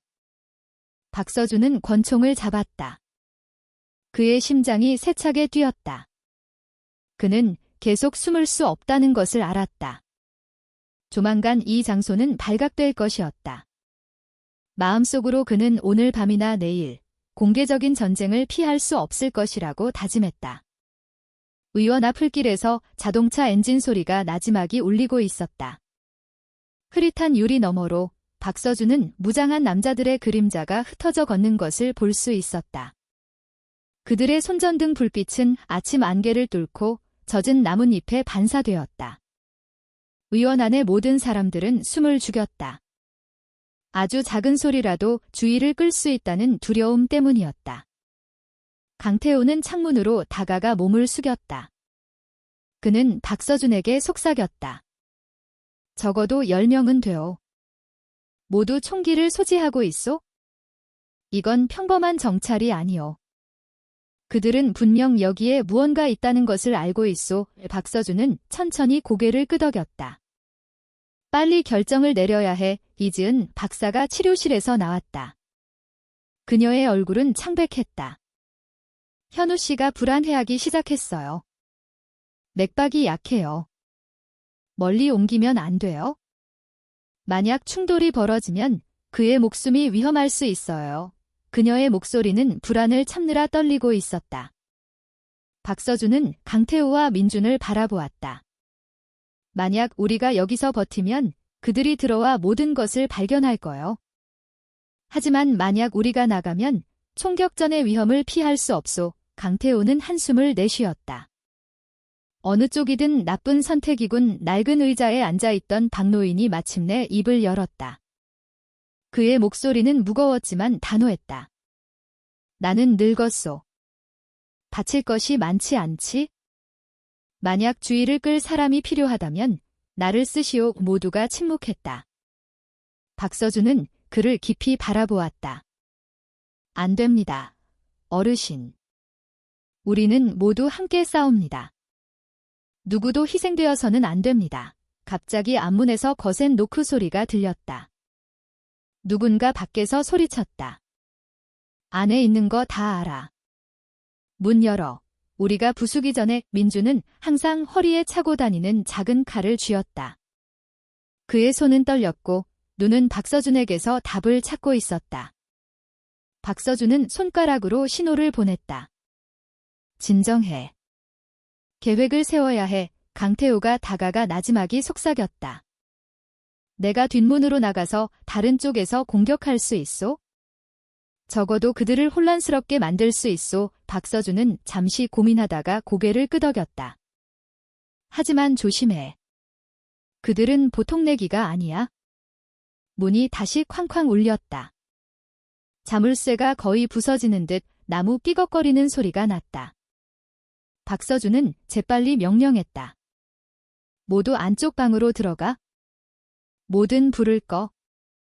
현우를 지켜 소리가 들리지 않게. 자물쇠가 부서지자마자 문이 쿵 소리를 내며 열렸다. 무장한 남자 3명이 들어왔다. 그들의 손전등이 어두운 방을 비췄다. 먼지와 습한 공기가 섞인 냄새에 숨이 막혔다. 그들은 조심스럽게 발을 내디뎠다. 총이 들려 있었다. 그 순간 밭쪽에서 총성이 울렸다. 강태우가 이미 움직인 것이었다. 밖에 서 있던 2 남자가 쓰러졌다. 당황한 외침이 들렸다. 안에 있던 남자들은 즉시 방향을 틀었다. 바로 그때 박서준이 벽 뒤에서 나타났다. 그의 권총이 불을 뿜었다. 탕! 한 명이 즉시 쓰러졌다. 구석에 숨어있던 민준이 유리병을 던져 바닥에 깨뜨려 적을 놀라게 했다. 순식간에 상황은 혼란스러워졌고 손전등 불빛이 어지럽게 돌았다. 외침과 총성이 뒤섞였다. 박서준은 재빨리 이지은과 박노인을 치료실로 끌어당겼다. 현우를 지켜요. 무슨 일이 있어도 그들이 여기 들어오게 하지 마요. 밖에서는 강태우의 목소리가 계속 울렸다. 그는 움직이면서 쏘아 저기 방향을 잡기 어렵게 만들었다. 몇 발의 총알이 나무 벽을 뚫었다. 파편이 흩날렸다. 이지은은 현우의 몸을 자신의 몸으로 덮으며 몸을 숙였다. 눈물이 흘렀지만 그녀의 손은 계속 움직였다. 수액이 빠지지 않도록 확인했다. 박서준은 다시 앞으로 나갔다. 아드레날린으로 가슴이 답답했다. 무장한 남자 2명이 여전히 전진하고 있었다. 소총이 그를 향해 있었다. 그는 재빨리 몸을 숙여 그중 한 명의 다리를 향해 쏘았다. 날카로운 비명이 들렸다. 다른 한 명이 조준하려 돌아섰다. 하지만 민준이 옆에서 뛰어들어 칼을 찔렀다. 근접전이 벌어졌다. 혼란 속에서 큰 길에서 긴 경적 소리가 들렸다. 밖에 있던 몇몇이 소리쳤다. 빨리 후퇴해. 다른 차가 오고 있어. 박서준은 창문 틈으로 재빨리 돌아보았다. 낡은 트럭 한 대가 다가오고 있었고 손에 횃불을 든 마을 사람들로 가득했다. 그들의 얼굴은 굳어 있었고 눈은 분노로 가득했다.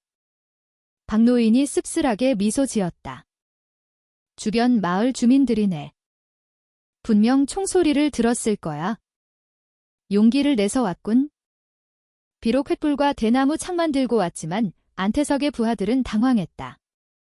그들의 수는 훨씬 적었다. 그들은 후퇴하라는 신호를 외쳤다. 몇 분 안에 길에 멈춰있던 검은색 세단들은 먼지를 남기며 빠르게 떠났다. 의원의 분위기는 다시 조용해졌다. 화약 냄새와 타버린 나무 냄새만이 남았다. 강태우가 숨을 헐떡이며 들어왔다. 그의 얼굴은 땀으로 가득했다. 일단은 살아남았군. 그가 나지막이 말했다. 박서준은 긴 한숨을 내쉬었다. 그의 권총에서는 여전히 연기가 피어오르고 있었다. 그는 이것이 작은 승리일 뿐이라는 것을 알았다. 그들의 적은 단순한 폭력배 무리가 아니라 배후에 강력한 인물들이 있는 거대 조직이었다. 마을 주민들은 마당에 서서 혼란스럽게 바라보았다. 그들은 정확히 무슨 일이 일어났는지 몰랐다. 단지 큰 위협이 자신들의 집에 다가오고 있다는 것을 깨달았을 뿐이었다. 박서준은 밖으로 나가 큰 소리로 말했다. 도와주러 와주셔서 감사합니다. 하지만 여러분의 안전을 위해 빨리 집으로 돌아가시는 게 좋습니다. 더 이상 얽히지 마십시오. 몇몇은 고개를 끄덕였지만 그들의 눈빛은 의심을 드러냈다. 그들은 실제로 무슨 일이 일어났는지 알고 싶어 했다. 박서준은 정중히 고개를 숙이고 다시 안으로 들어갔다. 그는 더 많은 사람이 이 어두운 소용돌이에 휘말리는 것을 원치 않았다. 치료실에서 현우는 여전히 누워 있었다. 그의 숨은 무겁게 오르내렸지만 그는 눈을 뜰 수 있었다. 그는 희미한 목소리로 말했다. 그들이 이기게 두지 마세요. 그의 목소리는 거의 들리지 않았지만 방 안의 모든 사람을 침묵하게 만들기에 충분했다. 박서준은 그의 손을 꼭 잡았다. 걱정 마, 현우 군. 우리가 서 있는 한 진실은 살아남을 거야의 그날 밤 그들은 다시 모여 계획을 재정비했다. 의원 포위는 경고에 불과했다. 박서준은 안태석이 멈추지 않을 것을 알았다. 오히려 내일이나 모레 공격은 더 커질 것이었다. 밤바람이 동해에서 거세게 불어와 코를 찌르는 비릿한 습기를 실어날랐다. 낡은 의원 안, 모든 사람의 마음은 격동으로 가득했지만 분위기는 조용했다. 아침의 공격 이후 그들은 더 이상 진정으로 안전한 곳이 없다는 것을 깨달았다. 박서준은 낡은 나무 의자에 앉아 책상 위에 구겨진 지도를 바라보았다. 그의 눈은 잠 부족 때문만이 아니라 짊어진 부담이 더욱 무거워졌기 때문에 붉었다. 강태호는 그 앞에 앉아 입술 끝에 담배를 물고 있었다. 얇은 연기가 공중에서 맴돌았다. 우리가 계속 여기서 버틸 수는 없소. 그가 나지막이 말했다. 창고의 문서가 안태석에 맞설 수 있는 유일한 무기여. 그것 없이는 모든 증언이 반박될 수 있소에 박서준은 고개를 끄덕였다. 알고 있소. 하지만 먼저 길을 확보해야 해. 그 창고는 이제 더 철저히 경비될 거요. 불안하게 앉아있던 민준이 마침내 입을 열었다. 제가 제안해도 된다면 수로를 이용할 수 있습니다. 창고 뒤의 작은 강은 바다와 직접 연결되어 있었다. 어부들이 그쪽으로 지나가는 걸 자주 봤어요. 아마 그게 우리의 틈일 겁니다. 강태호는 그를 오랫동안 바라보다가 짧게 고개를 끄덕였다. 이 아이, 멍청하지 않군. 위지은 박사가 치료실에서 나왔다. 그녀의 얼굴은 피곤했지만 목소리는 단호했다. 현우 씨는 아직 약하지만 의식이 회복되기 시작했어요. 더 많은 정보를 줄 수 있을 거예요. 하지만 여러분이 떠난다면 한 가지 기억하세요. 증거 없이 돌아오지 마세요. 모든 사람의 목숨이 이미 걸려 있어요.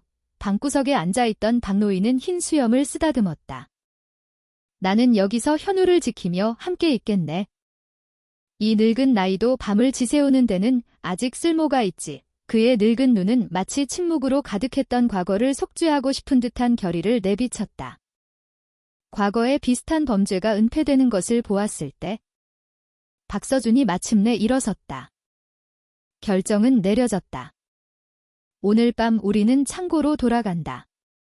나, 강태우, 그리고 민준. 후퇴는 없다. 자정이 가까워지자 세 사람은 준비를 했다. 어두운 옷을 입고 권총과 탄환을 확인했다. 민준은 접이식 칼과 작은 손전 등을 챙겼다. 강태우는 등에 짧은 소총을 맸다. 박서준은 허리에 권총을 차고 주머니에 작은 무전기를 넣었다. 그들은 이지은과 박노인에게 짧게 작별 인사를 했다. 긴 말은 없었고 오직 기도로 가득 찬 시선만이 있었다. 그들의 발걸음은 고요한 사탕수수밭을 뚫고 나아갔다. 벌레 소리와 바람 소리만이 동행했다. 멀리서 감천항 부두를 때리는 파도 소리가 희미하게 들렸다. 그날 밤, 부산은 모든 그림자가 감시자가 될 수 있는 것처럼 섬뜩하게 느껴졌다. 거의 1시간쯤 걸은 후, 그들은 민준이 말했던 작은 강가에 도착했다.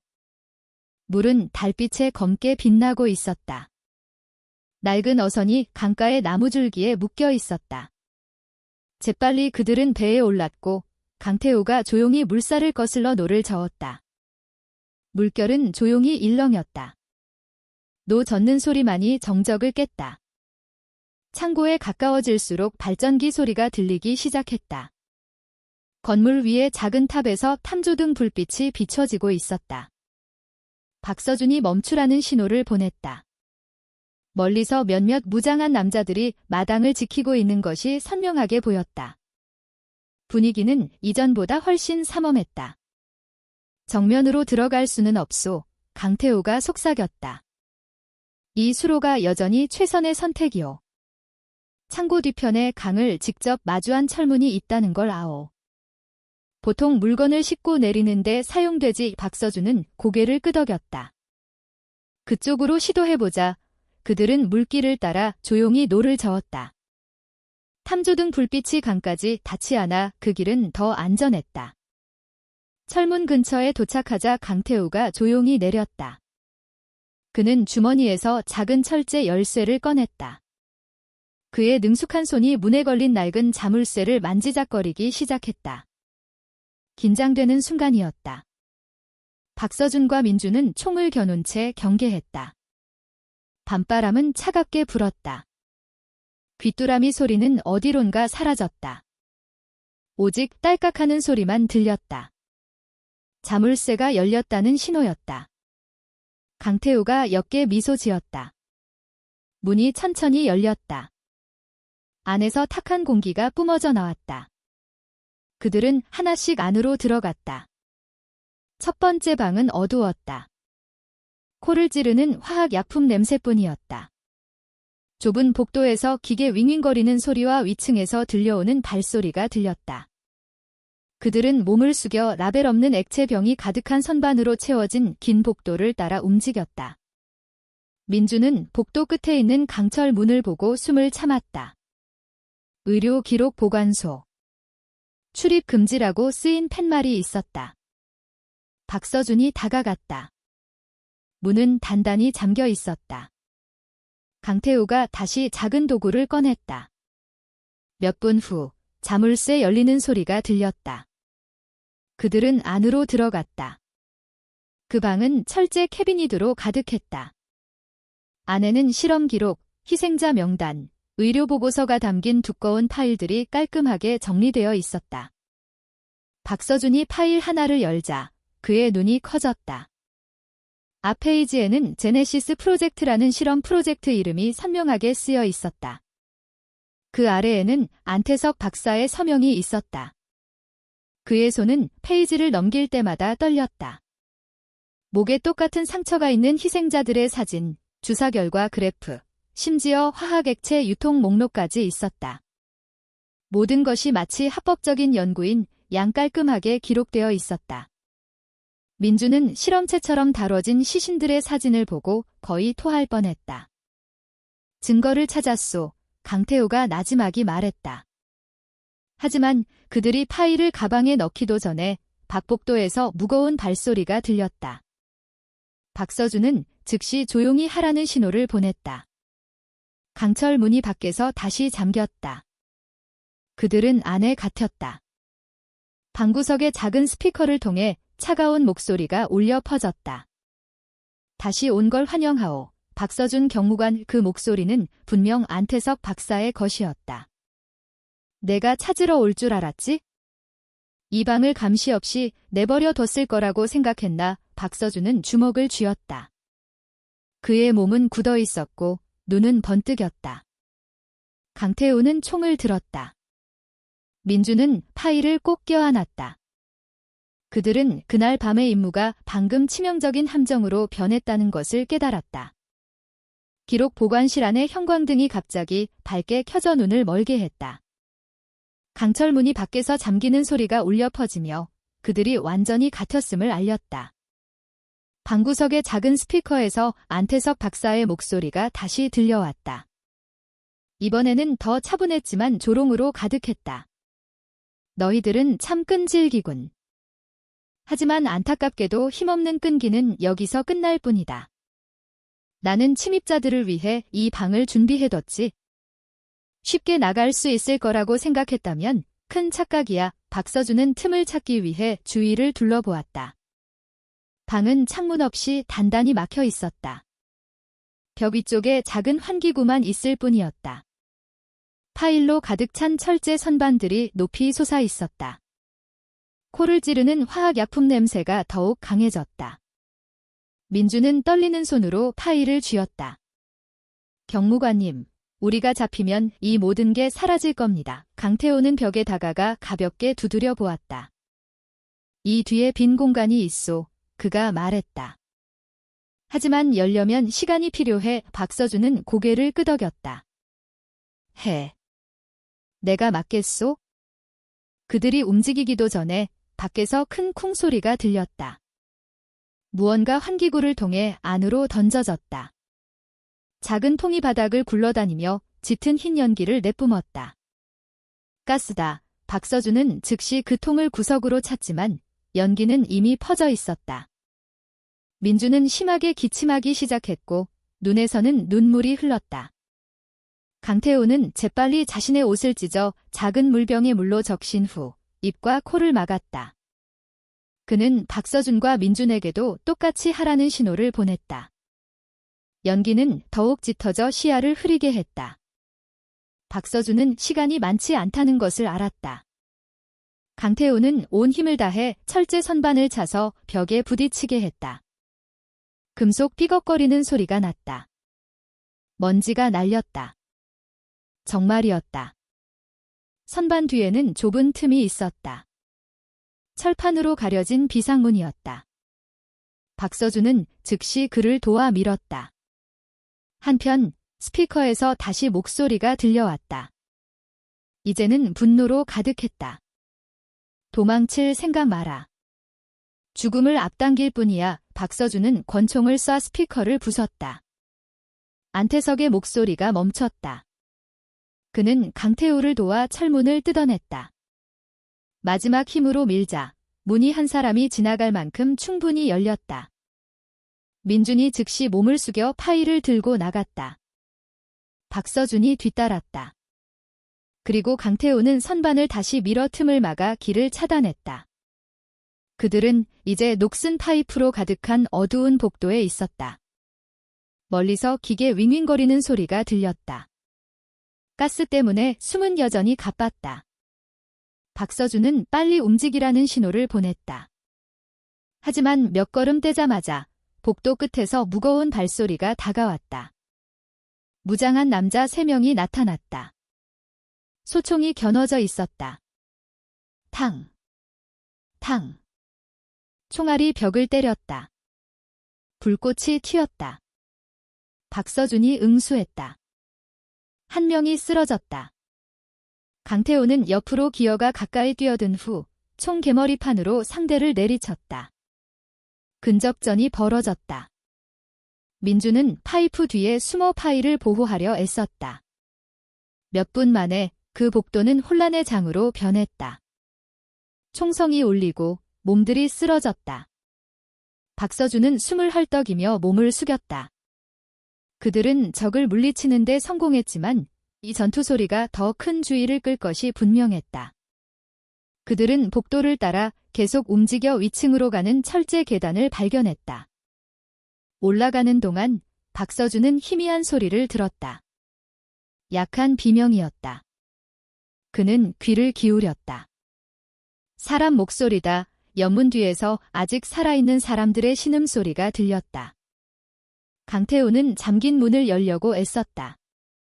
그는 자물쇠를 쏴 부쉈다. 문이 열리자마자 피비린내와 약품 냄새가 섞여 그들을 덮쳤다. 안에는 수십 명의 사람들이 철제 침대에 누워 있었다. 그들의 몸은 말랐고 팔에는 관이 붙어 있었다. 일부의 눈은 여전히 열려 공허하게 응시하고 있었다. 민주는 거의 토할 뻔하며 입을 막았다. 세상에, 이들은 아직 살아있어요. 이지은 박사님이 이걸 봐야 하는데. 박서준은 이를 갈았다. 지금 모두를 구할 시간은 없어. 하지만 증거로 사진을 찍을 수는 있지. 강태호는 주머니에서 작은 카메라를 꺼내 방해 상태를 빠르게 녹화했다. 갑자기 경보음이 크게 울렸다. 붉은 불빛이 돌았다. 사이렌이 창고 전체에 울려 퍼졌다. 다른 스피커에서 안태석의 목소리가 다시 들려왔다. 좋아. 너희들은 봐야 할 것 이상을 봤지만 살아서는 못 나갈 거다. 복도 끝에 철문이 열렸다. 수십 명의 무장한 남자들이 일제히 들어왔다. 소총이 들려 있었다. 박서준은 버티면 이길 수 없다는 것을 알았다. 그는 짧게 명령했다. 강태우, 민준, 저 계단으로 뛰어. 내가 여기서 맞겠소. 강태우가 거절했다. 안 돼. 같이 나가는 거요. 민준은 떨었다. 그의 눈은 공포로 가득했다. 하지만 총알이 벽을 때리기 시작하자 그들은 선택의 여지가 없었다. 강태우는 민준의 팔을 잡아 계단으로 억지로 올렸다. 박서준은 상대를 막으려 애쓰며 후퇴하면서 쏘았다. 그들은 창고 위의 비상문에 도달하는 데 성공했다. 문을 열자 밤공기가 그들을 맞았다. 그곳에서는 어두운 감천항이 보였다.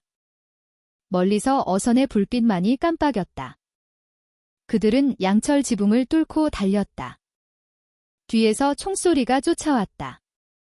민준이 거의 미끄러질 뻔했지만 강태우가 제때 그를 잡아당겼다. 박서준이 땀으로 가득한 얼굴로 뒤따라 나타났다. 그들은 지붕을 가로질러 달려 뒷마당으로 뛰어내렸다. 숨은 헐떡였고 다리는 떨렸지만 그들은 멈추지 않았다. 멀리서 경찰 사이렌 소리가 다가왔다. 하지만 박서준은 그것이 좋은 신호가 아니라는 것을 알았다. 오는 경찰은 그들을 돕기 위한 것이 아니라 안태석의 조직 일부였다. 그는 강태우와 민준을 돌아보았다. 지금 당장 강으로 뚫고 가야 해.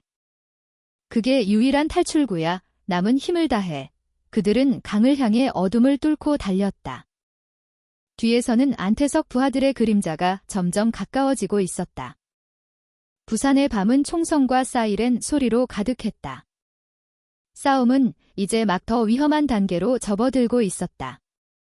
구름에 거의 가려진 달빛의 강물이 반짝였다. 박서준, 강태우, 그리고 민준은 그들이 남겨둔 작은 어선을 향해 흙제방을 내려가며 온 힘을 다해 달렸다. 숨은 헐떡였고 심장은 세차게 뛰었다. 뒤에서는 무거운 발소리와 외침이 점점 가까워졌다. 그들 주변에 흙과 물을 때리는 총성과 뒤섞였다. 빨리 배에 뛰어 박서준은 민준을 먼저 타도록 밀었다. 강태우가 뒤따랐다. 노는 즉시 탁한 물속으로 저어졌다. 배는 세게 흔들려 거의 뒤집힐 뻔했다. 박서준은 강둑에 나타난 적을 막으려 절벽 쪽으로 몇 발 쏘았다. 탕! 탕! 2명이 쓰러졌다. 나머지는 나무 뒤에 숨었다. 배는 물살을 타고 천천히 움직였다. 감천항으로 향하는 강 지류에 가까워지자 물결은 더욱 거세졌다. 민준은 가슴에 증거 파일을 꼭 쥐었다. 그의 얼굴은 창백했고 몸은 떨렸다. 강태우는 온 힘을 다해 노를 저었다. 그의 날카로운 눈은 뒤를 감시했다. 그들이 모터보트를 보내 우리를 쫓을 거요. 그가 말했다. 빨리. 어두운 길로 숨어야 해. 박서준은 고개를 끄덕였다. 그는 오른쪽을 가리켰다. 나뭇가지와 대나무 줄기가 물 위에 자연스러운 터널을 형성한 곳이었다. 저기로 들어가 그들의 배는 그 좁은 길로 미끄러져 들어갔다. 주강에서는 거의 보이지 않았다. 모두가 숨을 죽였다. 멀리서 모터보트 엔진 소리가 으르렁거렸다. 손전등 불빛이 물 표면을 미친 듯이 비췄다. 몇 분이 몇 시간처럼 느껴졌다. 적의 배는 물보라가 민준의 얼굴에 튈 정도로 가까이 지나갔다. 그들은 대나무 그림자 뒤에 숨어 숨을 참았다. 다행히 적들은 하류 쪽으로 수색을 계속했다. 엔진 소리가 멀어지자 강태우는 긴 한숨을 내쉬었다.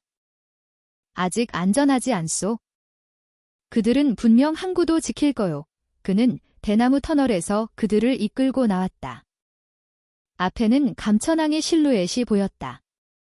높은 조명들이 깜빡였다. 거대한 화물선의 그림자가 희미하게 보였다. 밧줄 소리와 배 엔진 소리가 섬뜩한 분위기를 더했다. 박서준은 심각하게 바라보았다. 만약 안태석이 정말 해로를 통해 희생자들을 보낸다면 아마 오늘 밤에도 이송이 있을 거요. 민준은 마른 침을 삼켰다. 경무관님, 그건 배에 아직 다른 사람들이 있다는 뜻 아닌가요? 그냥 둘 수는 없어요. 박서준은 그의 어깨를 두드렸다.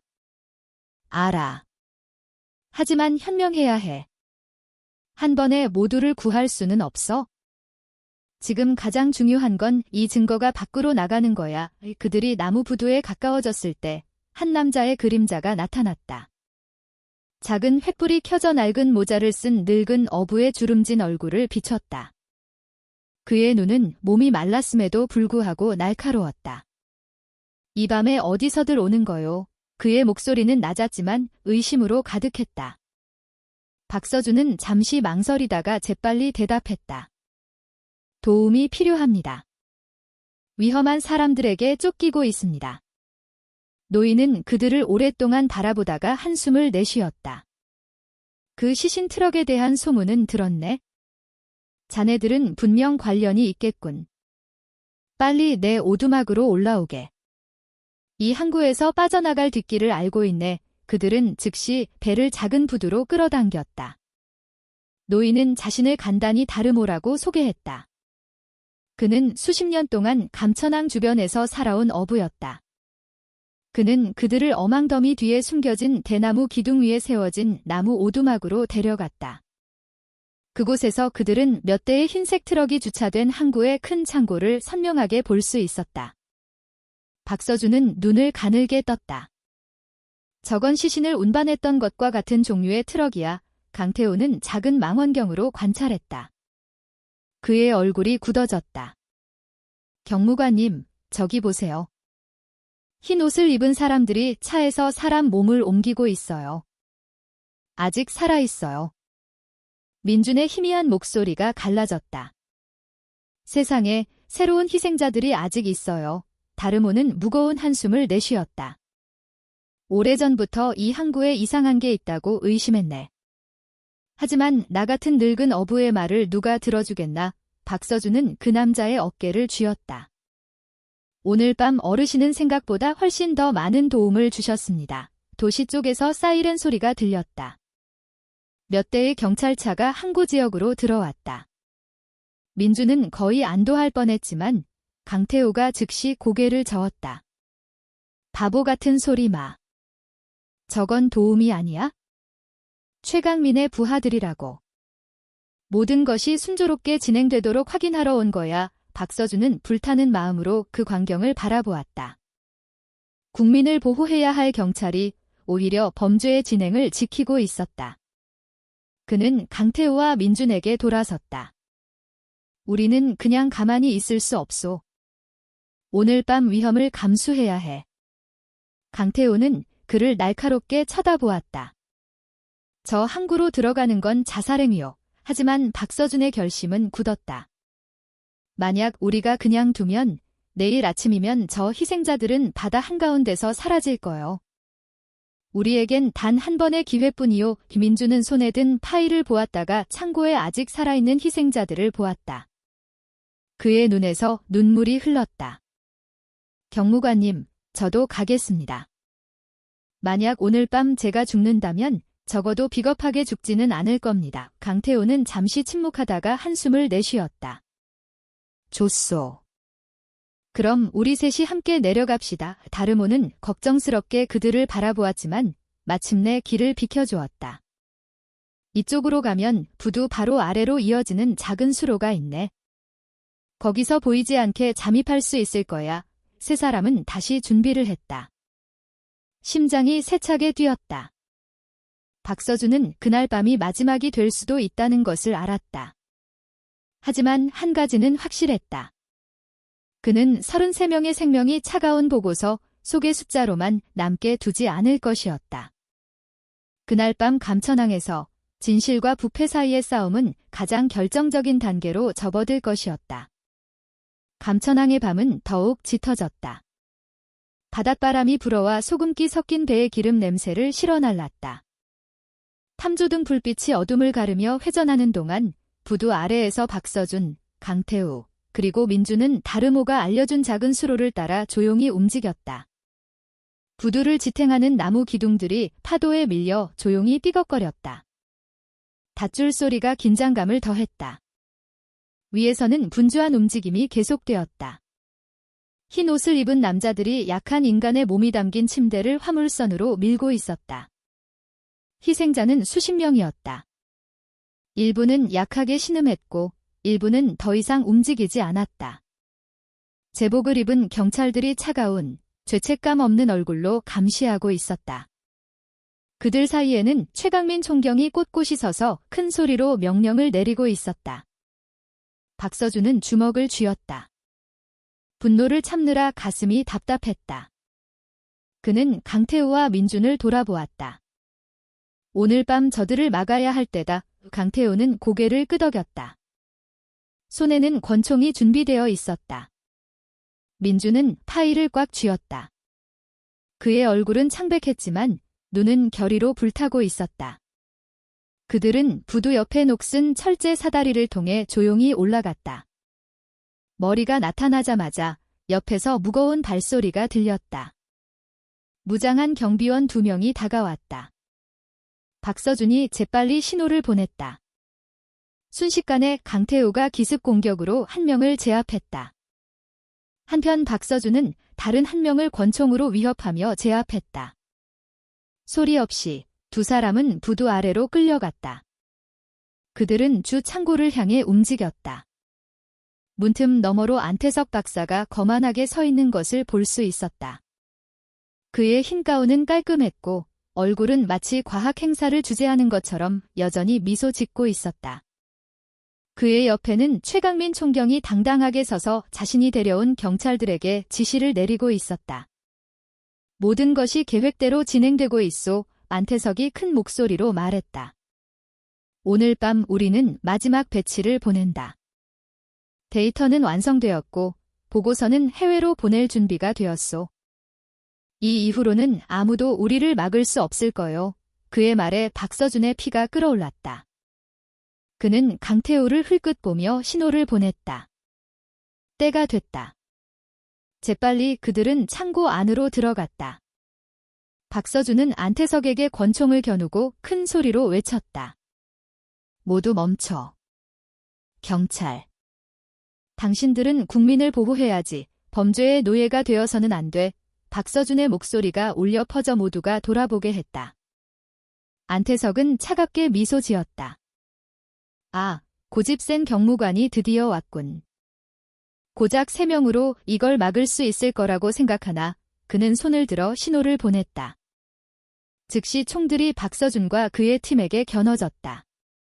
하지만 총알이 발사되기 전에 창고 밖에서 큰 소리가 울려 퍼졌다. 군중의 외침, 수백 개의 발소리가 다가왔다. 창고 문이 세게 두드려졌다. 다르모가 수십 명의 어민들과 함께 문지방에 나타났다. 그들은 횃불, 대나무, 그리고 손에 잡히는 도구들을 들고 있었다. 그들의 얼굴은 굳어 있었고 눈은 용기로 불타고 있었다. 안태석은 눈을 크게 떴다. 이게 뭐야? 박서준은 옅게 미소 지었다. 당신은 너무 오랫동안 국민을 어리석다고 여겼어. 오늘 밤 그들이 직접 당신의 정체를 목격할 거요. 분위기는 혼란스러워졌다. 최강민에게 충성하는 경찰들이 막으려 했지만 주민들이 밀고 들어왔다. 비명과 나무가 금속에 부딪히는 소리가 뒤섞였다. 강태우는 재빨리 탐조등을 쏴 부서 분위기를 어둡게 만들었다. 박서준이 큰 소리로 외쳤다. 민준, 증거를 보여줘. 떨리지만 확신에 찬 손으로 민준은 문서가 담긴 파일을 들어 올렸다. 그는 소리쳤다. 이 모든 게 안태석의 범죄 기록입니다. 희생자 이름, 사진, 실험, 전부 여기 있습니다. 주민들은 분노에 차 함성을 질렀다. 일부는 경찰의 휴대폰을 빼앗아 파일 내용을 즉시 촬영했다. 몇 분 만에 그 증거는 소셜미디어를 통해 퍼져나갔다. 안태석은 당황했고 그의 얼굴은 통제력을 잃었다. 그는 파일을 빼앗으려 했지만 강태우가 경고 사격으로 그를 막았다. 그의 옆에 서 있던 최강민이 동요하기 시작했다. 주민들은 비난하며 소리쳤고 소음은 더욱 커졌다. 마침내 안태석이 폭발했다. 너희들은 모두 졸에 불과해. 나 없이는 미래도 없어. 세상은 나 같은 사람이 필요하다고 그는 권총을 들어 박서준을 쏘려 했다. 하지만 총알이 발사되기 전에 큰 소리가 들렸다. 탕. 안태석의 몸이 비틀거렸다. 그의 뒤에는 최강민 총경이 서 있었다. 권총에서는 아직 연기가 피어오르고 있었고 그의 얼굴은 땀으로 가득했다. 그는 무거운 목소리로 말했다. 나는 너무 멀리 왔지만 오늘 밤은 더 이상 위선자로 살 수 없다. 그는 박서준을 바라보았다. 계속해. 나머지는 내가 책임지겠다. 안태석은 무릎을 꿇었다. 피가 그의 흰 가운을 적셨다. 그의 눈은 여전히 증오로 가득했다. 나를 죽인다고 모든 게 바뀔 것 같나? 또 다른 안태석은 항상 나타날 거다.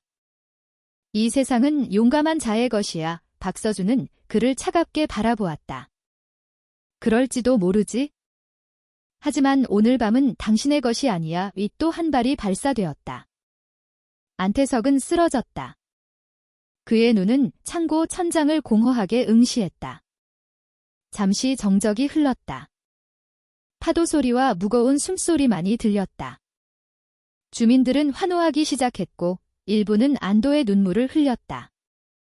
아직 살아있는 희생자들은 즉시 구조되어 신선한 공기가 있는 밖으로 옮겨졌다. 자원봉사자들과 함께 뒤따라온 이지은 박사가 즉시 그들을 능숙하게 돌봤다. 박서준은 창고 중앙에 섰다.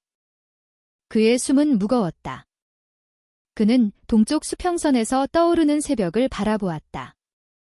주황색 빛이 지붕 틈새를 뚫고 들어와 피곤하지만 희망으로 가득 찬 얼굴들을 비췄다. 그는 싸움이 아직 끝나지 않았다는 것을 알았다. 아직 파헤쳐야 할 거대한 네트워크가 남아있었다. 하지만 그날 밤 적어도 진실은 목소리를 냈다. 민준이 다가왔다. 그의 얼굴은 눈물로 젖어 있었다. 경무관님, 우리가 해냈어요. 박서준은 그의 어깨를 두드렸다. 아니, 민준 군. 우리는 이제 시작일 뿐이야. 하지만 오늘 그 33명의 생명은 마침내 정의를 얻었어. 함께 온 박노인이 그의 옆에 섰다. 그는 떨리는 목소리로 말했다. 나는 수십 년 동안 이 범죄가 드러나기를 기다렸네. 고맙네, 젊은이. 이제 언젠가 편안히 눈을 감을 수 있겠어. 박서준은